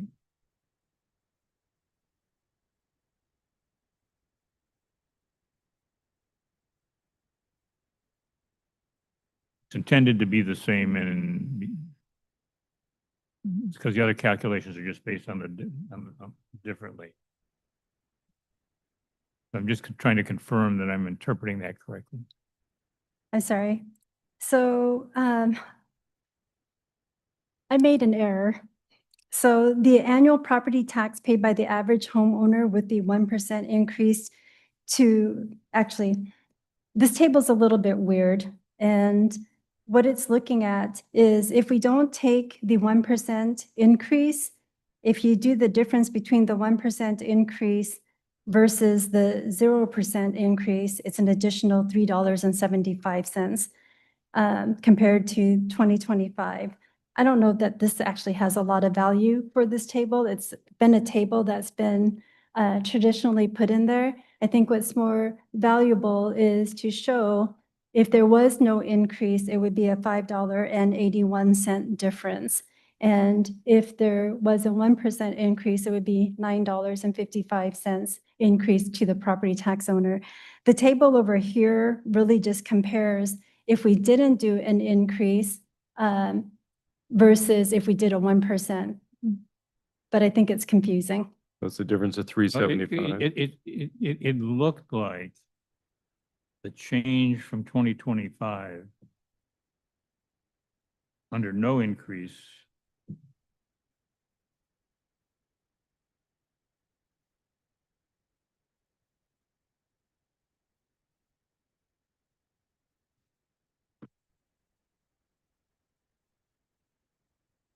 there's like a 1% benefit to a homeowner, even though it's a 1% of a very small number. Am I reading that right? It's taking a look at the 1%. In 2025, we took a 1% increase. And the city property tax paid was $372.60. In 2026, if we did a no increase, the city property tax would be $378.41. And that's a difference of $5.81. Okay. I think I understand. Thank you. So it's an increase, but modest. That's what the chart reflects. Yes. Any other questions of Ms. Kraus for this particular item before we move to the next, which is the review of the 2025-26 mid-biennial budget adjustment with Edgewater Park and general fund considerations? So this starts on page 211 of your packet. What's a little bit different about this mid-biennium budget adjustment is I'm really focusing more on the general fund considerations. You have a lot of information in the packet in summary level as well as detailed information on each of these budget adjustment requests. But for this evening, I think the bigger picture is really requesting City Council direction on how to meet the state mandates on the public defender costs. And so that's that 1/10 of 1% that our assistant to the city manager and policy analyst Michael Vargas has presented to the City Council. So while there is a restriction on how the 0.1% funds could be used, there is no restriction on using the money that is freed up by implementing this 0.1%. So we're based on the information that is in your packet. What we would be looking for direction on is whether we should be implementing the 0.1% to be effective on April 1st. So we can only do this on a quarterly basis to get the tax increase. That's how the state implements the increases, is quarterly. So just a reminder of the City Council goals and objectives. Edgewater Park, Downtown Park, and public safety are big areas on the City Council goals and objectives. And then there's also your City Council commitments on financial stewardship, ensuring the safe cities, economic development, and things like that. So for this mid-biennium budget adjustment, it does meet the financial policies in terms of operating revenues and operating expenditures, as well as maintaining the fund balance reserves. But looking out in 27 and 28 and beyond, there are a number of considerations or things that we should be looking at now in order to make sure that we can balance in the future. The first item is the limited term positions. There are a number of positions that were slated to be one-time funded through 25 and 2026. However, there were 4 positions that were slated to be one-time funded ending in 2025. The one that is recommended to be moving forward as an ongoing position is your program coordinator for neighborhoods. And that is one that we've heard City Council mention has been a good position for outreach and connecting with the neighborhoods. So that is in the proposed budget. However, those other positions are not proposed to be moved forward through 26. So that's one consideration. The other one, which we've spoken about already, is the public defender, caseload compliance, and the HB 2015 funding opportunities. So I'm not going to say anything more about that, but it does give you some opportunities to fund other priorities that the City Council has identified, including Edgewater Park, and also some of the benefits for public safety with the cameras and such. So for Edgewater Park and Downtown Park, there are a number of transactions related to the legal fees that has occurred. And in the proposed budget, there's $140,000 to cover the legal fees that have been incurred in the general fund. So that's in the budget. However, there are some things that we should be looking at in the future, and that is our potential cost of going to trial. So that comes out to about $495,000. It's Edgewater Park, Downtown Parks, and then there is some offset in recovery of attorney fees. Associated with the Edgewater Park is the park improvements. So there are, and I'm on page 217. I have a table in here that shows the different grants. And again, Edgewater Park is one of your priorities. So we have a pretty substantial amount of revenues for this project. The total grant amount is $4,090,000, but it requires the city's sponsorship or contribution of $3,479,000. So almost 3.5 million.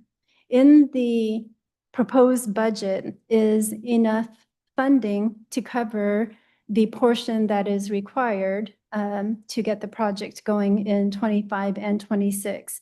It's not too far off from what was presented in the 25 and 26 budget.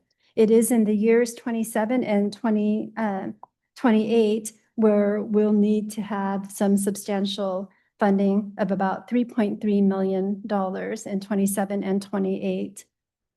So that's another item for you to consider as you think about the 1/10 of 1%. Those funds could be redirected to support Edgewater Park.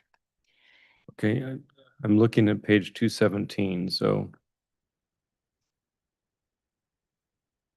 phase 1, phase 2, Yes, 7.5 million in funding sources, right, including the city source to be determined? yes. Okay.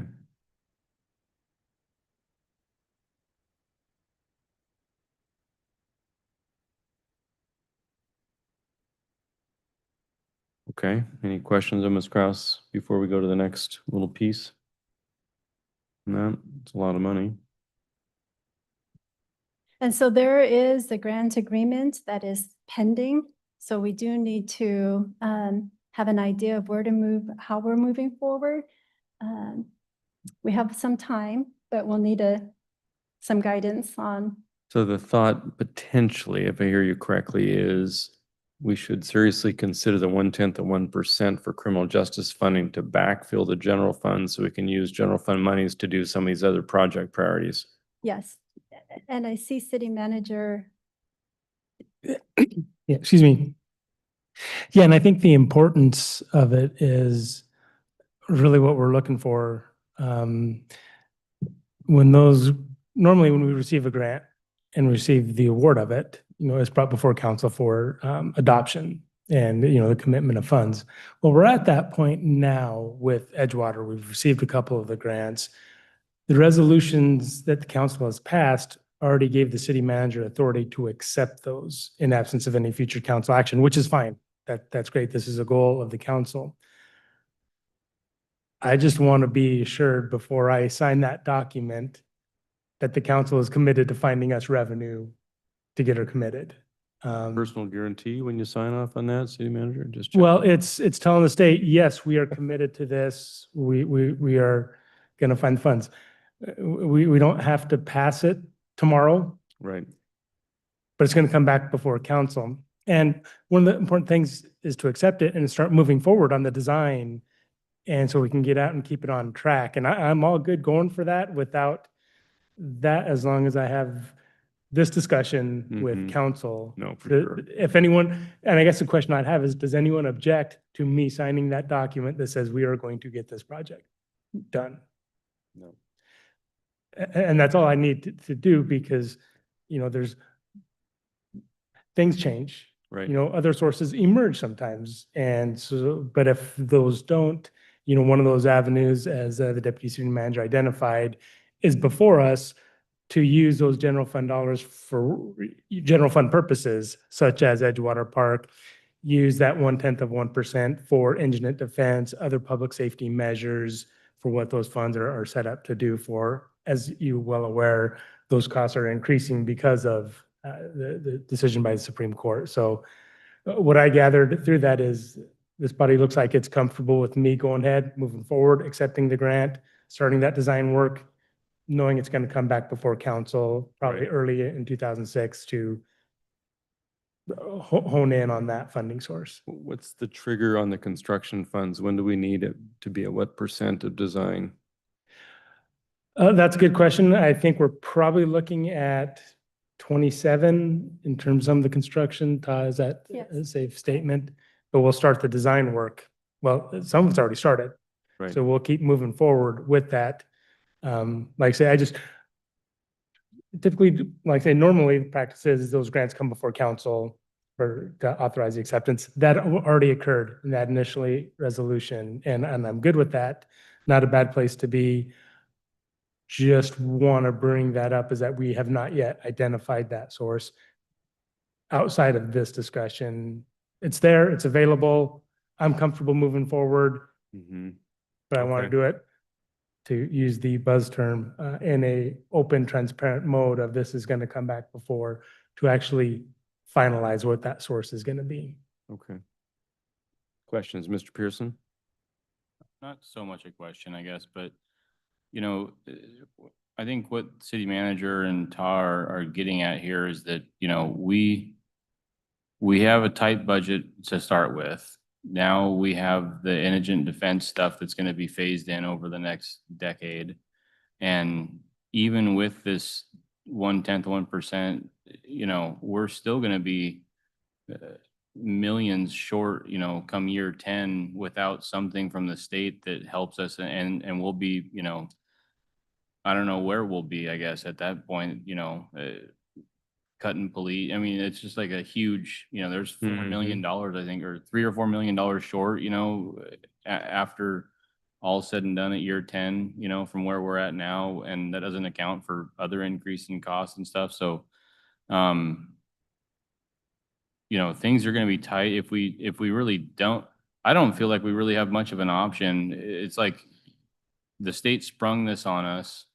If we want to do nothing with the city and no park improvements, none of the stuff that's on our goals, and just put everything into attorney's costs and prosecute, then that's, I guess, our option, kind of laying it out there. Like that really is kind of where things are at. And if we want to drive the city forward, it's going to take some investment, by us and taxpayers and everyone to move things forward. So, when you look at what the difference is, I think Todd laid it out nice. It was like, it's $5 increase is what they can charge thereabouts or whatever. And then we can take it up to a $9 total increase on an annual basis. So, that seems, when you look at what you're going to be getting with that, with these park improvements and other things, I think that's, when we look back in 10 years, I hope that that's money well spent and not just on attorney's fees, that nothing came to be realized, that otherwise, No, I agree. disappearing costs. So I'm in support of it. I don't see much of another option really at this point. I think the state's really pushed us, into a corner, and I'm hoping that at some point they, realize that jurisdictions are hurting with this law that came into effect, and put some of their money where their mouth is on this stuff. So that's my take on it. Thank you. Councilmember Bell, then Brandstetter. Thank you, Mr. Mayor. Yes, I agree with Councilmember Pearson that we have been put into a very specific situation. And I feel like if we didn't take advantage of the tool that was given to us by the state at this point and then come back and ask for things later, that's contradictory. We need to take advantage of what is put before us. And yes, we are going to be deficient severely, but at least it's a tool that we have been given. And so, yes, I am supportive of it. I would like to explore it a little bit more. Thank you. Mr. Brandstetter. Well, I certainly agree that given current realities, it's something that we're going to need to go ahead and do in the short term. Okay, to begin to do this. I'm a bit more positive that the state will step in with some additional resources to deal with indigent defense, in part because this isn't something that we're in alone. There are 200 towns that have municipal court type expenses, being able to go into that around the state, along with 50 some counties. And that's going to be, and that the question is, how quickly will the state begin to do something? So I think the state will begin to do something that will help us when we were trying to look ahead at that 10-year horizon of it not being as bad as it looks to us now, because the state will do something. But I also think that the state is having trouble with their budget math. So I don't think it's something that they're going to do immediately, even though we have an ask for it in the 2026 going on, and we're not alone with doing that. I just don't think that this is a year that the state is going to be able to make a fix of the magnitude that mandate requires. So we should look at moving forward and figuring out what's the effective date that we want. the new sales tax to be implemented, because it isn't like we can pass it tomorrow and start collecting it the next month. There are a couple of windows, and we want to make sure that we pass our legislative action in time for the window we want. Any other thoughts or comments on that, Mr. Boki? Did you have something? Yeah, I know. I listened to some Wasac representatives today. They're gonna try. In fact, they have a lawsuit going against the state because the state's supposed to pay for it. It's in state law or something that they would pay for indigent defense, and then they go and they expand into indigent defense, and they've thrown a little bit more money. That's my understanding, but not much. So I agree with Councilmember Branstetter. Maybe we wait for them. They're not going to do that next year. They're not going to come, and there is a lawsuit going on. But I just don't see them saying that they're going to bail out. And this is why they did the 1/10 to 1%. This is what they do. They offer a way out for cities and counties, and it's like more like a life preserver, right? It's not really helping. It's we've thrown you in the ocean, and now I'll throw you this kind of old life preserver out there. Good luck. Because they've created this situation, right? I mean, this is just going to indigent defense, and they found that they didn't think that people were being well represented, which I find interesting, right? That they're now admitting that people weren't well represented, and so I don't know if I'd commit to a date, but I agree with Councilmember Branstetter. This is something that it's not going to get repaired. It's not going to get fixed by the state anytime soon, if ever. And I'm looking at these numbers that every year the contract is scheduled to go up, and we already agreed to a big contract increase. And I don't know if we got any choices. Agreed. Are there any conditions precedent we need to do in order to avail ourselves of that 1/10 of 1% other than pass it? Or are there things we need to do under the House bill? We need to pass the ordinance, but there is restrictions on what it could be used for. So for public defense would meet that. Okay. Okay. Anything else on that? Anything else, Mr. Russell? on Yeah, that? no, I appreciate the discussion. Based on that discussion, I'm comfortable moving forward, accepting that grant and keeping the ball rolling on that project, because I think it's important not to delay and just to move forward, knowing that we'll probably come back in the first quarter of 26 with that broader discussion related to that specific House bill and the opportunity it presents. So do appreciate that discussion as part of the overall biennium project. Okay, so as part of the item number 3 for Edgewater Park and Downtown Park, I did include $200,000 for public engagement at the Downtown Park, which you've heard the city manager mention in his city manager comments previously. Axon camera system that was implemented on a 5-year contract, but one-time funded. So that's another future budget consideration. Same with the flock safety cameras. There were some grant-funded cameras that were purchased.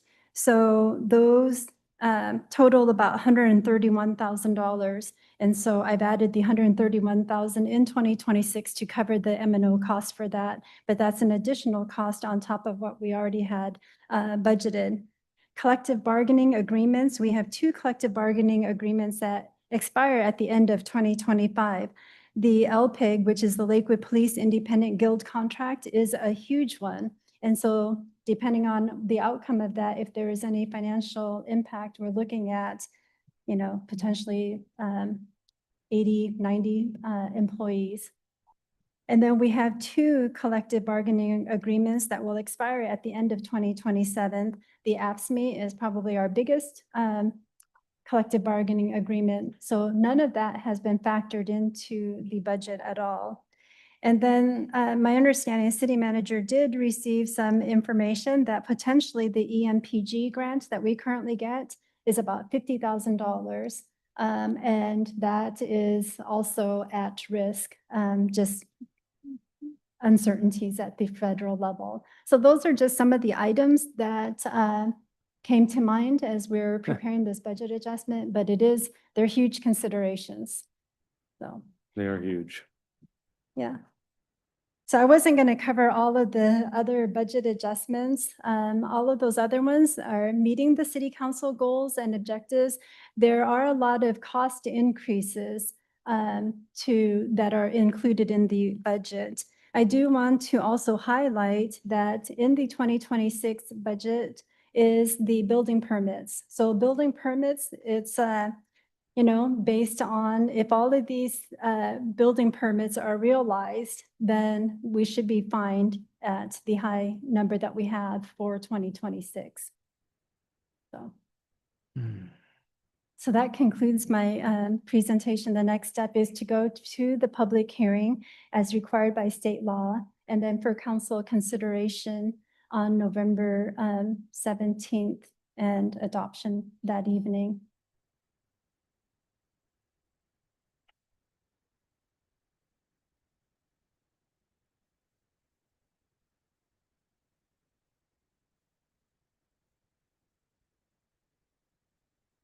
I'm looking at the sources and uses on the accounting there on page 224. It's sobering a little bit.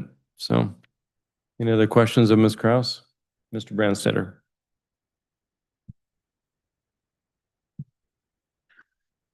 Thanks, Mayor. I had a question on one item, and it was the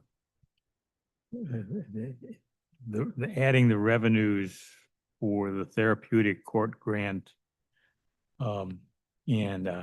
I understand we're receiving the 162,000, so it's real money that we're just adding into the. Yeah, it's just based on the terms of the agreement would allow us to do 67,000 or over 160,000. So we're just capturing what the grant agreement allows.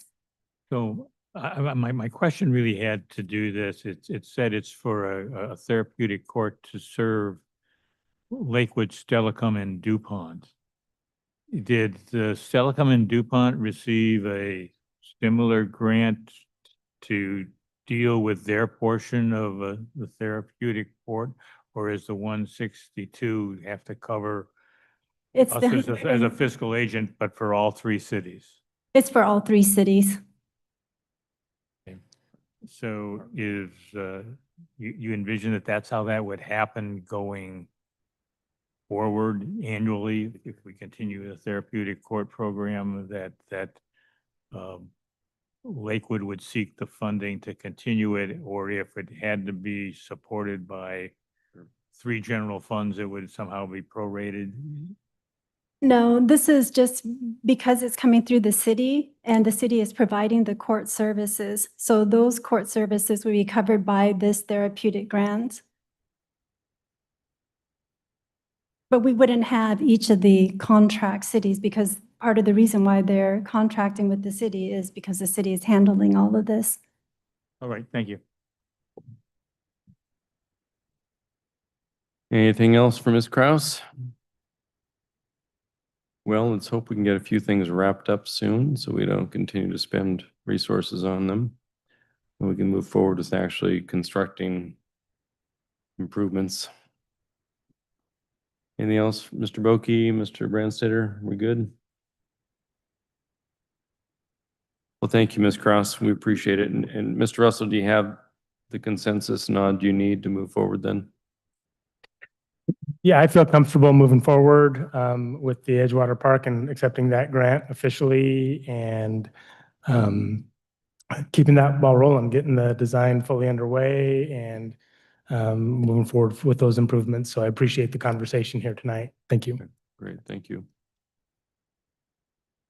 Okay, well, that concludes the items for discussion for tonight's agenda. We now turn to the reports by Mr. Russell. Yeah, Mayor and Council, just a few items. Looking out ahead, So I will be gone at the end of this week into next week at city manager meetings and conference.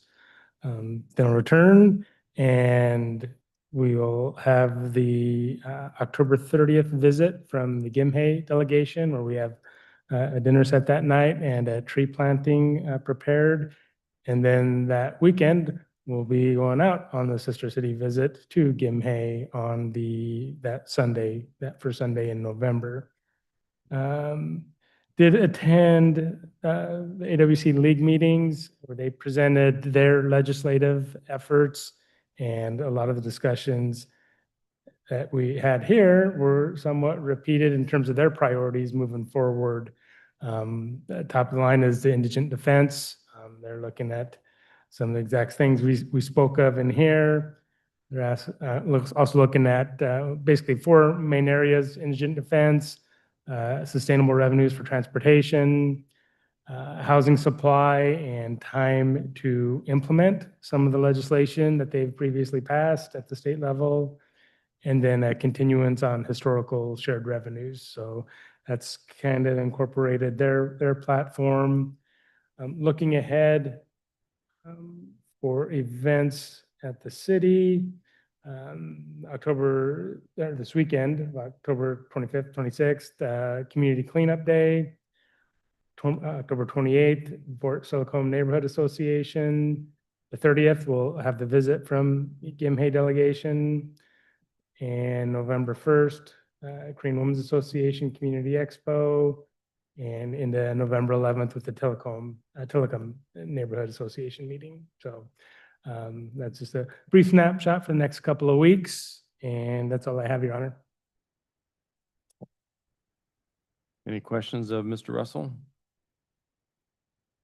Okay, very good. Then let's move on to council comments. Mr. Brandstetter. Yes, Mr. Mayor, I did attend the South Sound 911 board meeting this past week. That it was primarily a study session around what direction does South Sound 911 want to do going forward with trying to move towards taking the radio systems that operate and there are 3 that are combined and linked together with various things to serve all the fire and police agencies going on.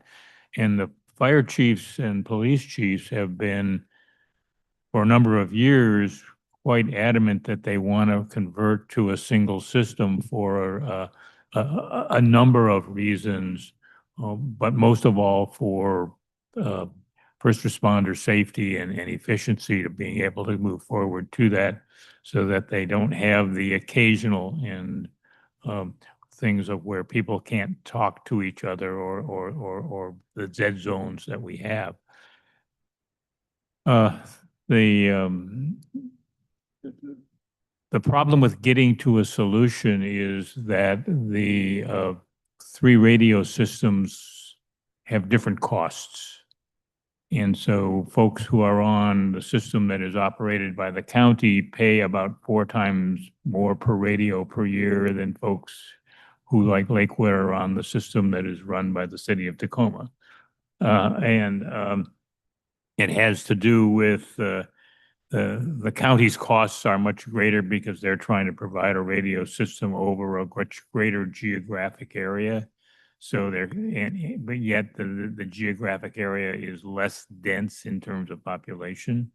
And so and the current system does that.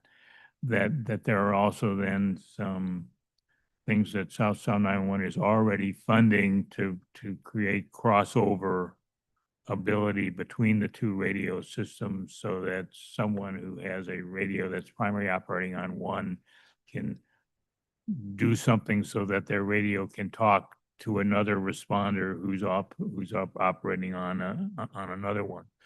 And again, it's not at the point of where it's caused a major issue on a specific incident, although sometimes it has slowed things down.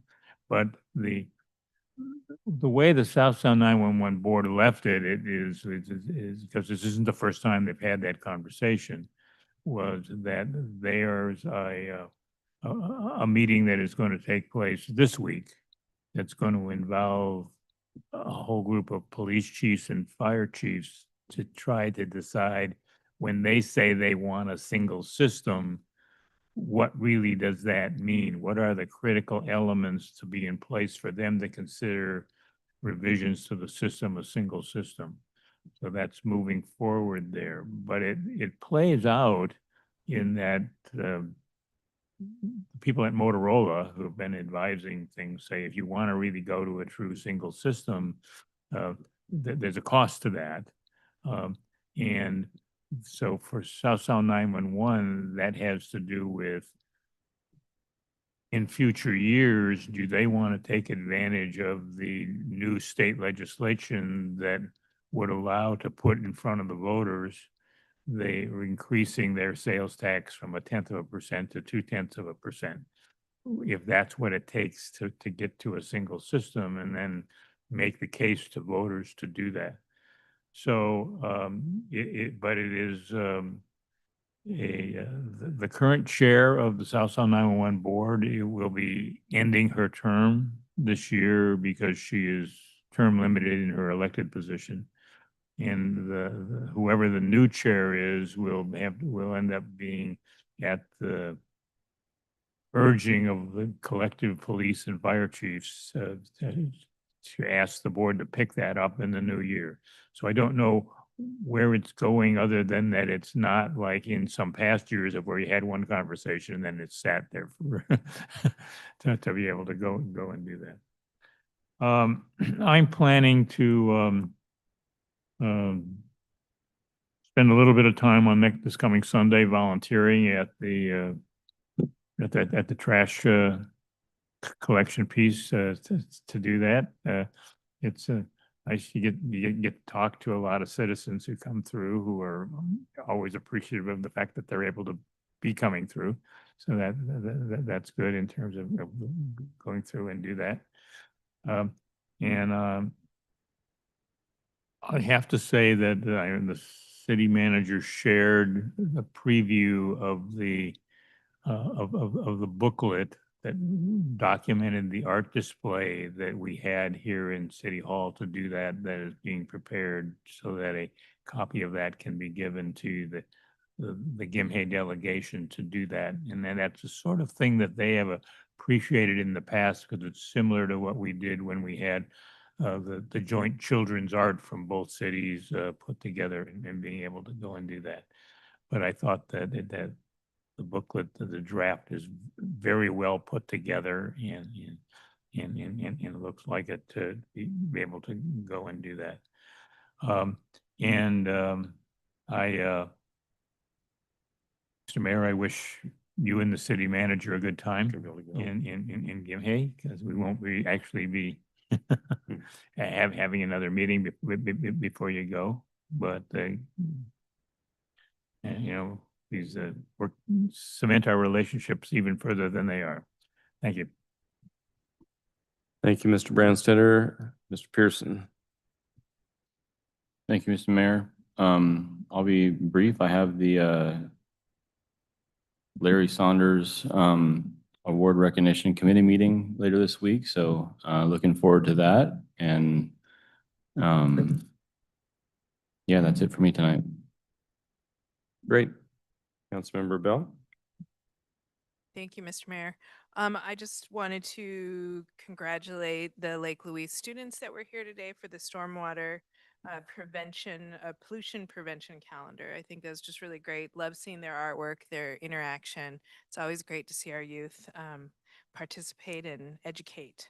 So I really like that a lot. And then also wanted to thank the chief and staff for the third quarter report.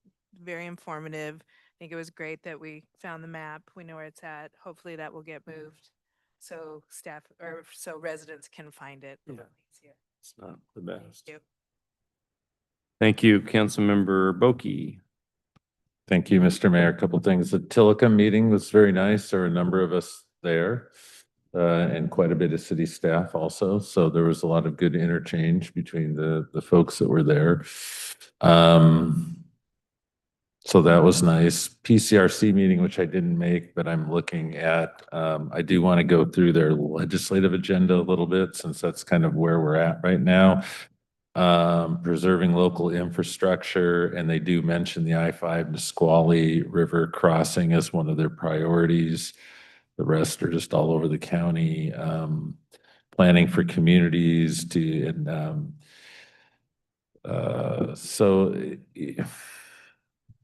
don't know if we're quite in line with them on all that, but on the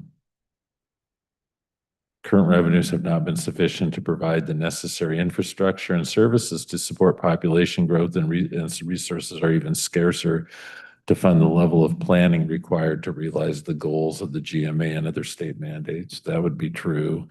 And then fiscal sustainability. So there's a lot of stakeholders at the PCRC, so it's hard to write anything too non-general, but I think they did a nice job. And other than that, I'm just plugging away. Thanks, Mr. Mayor. Thank you, Mr. Boki. So last week I attended the Tillicum Neighborhood Association meeting with Mr. Russell was there, Mr. Branstad was there, Mr. Boki was there.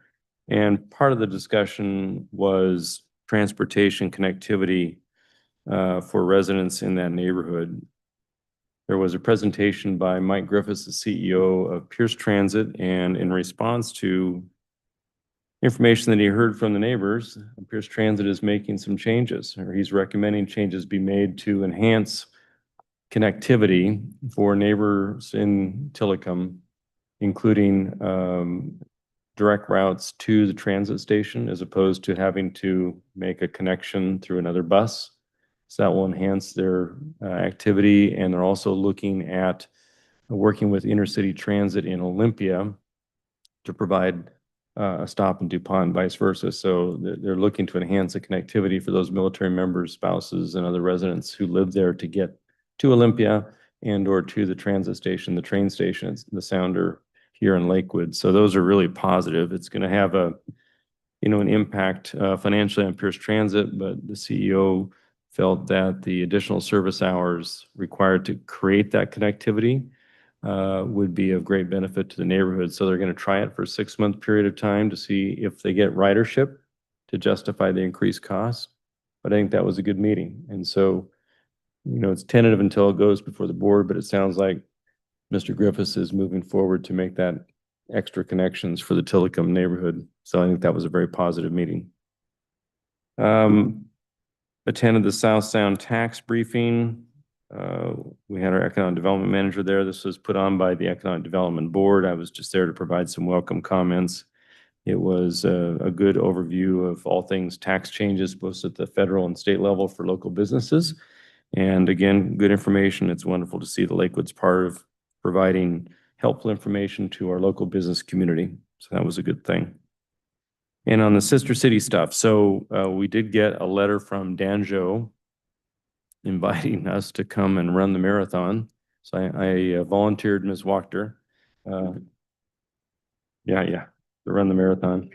No, they're looking at yet again another delegation of us to do that. And as I chatted briefly with Connie Coleman Lackady, who of course runs our Sister City Association, she finds this renewed interest wonderful, but it's something that we have to do a better job planning for down the road, because doing so many events in the space of 6 to 8 months is financially not workable for the city of Lakewood, because as we saw tonight, we have lots of competing needs and interests for resources. And while we certainly embrace our sister city relationships, we just can't do everything. And speaking of that, just kind of putting it out there, I may not be able to go to the GIMHAY. I've had some interesting day job issues arise, which may preclude my ability to go. And so the city manager is going to enjoy creating a relationship perhaps on his own. But I think that that'll be finalized this week. So just to let you know on that. Okay, any other alibis for the good of the order? If not, we're adjourned. Thank you.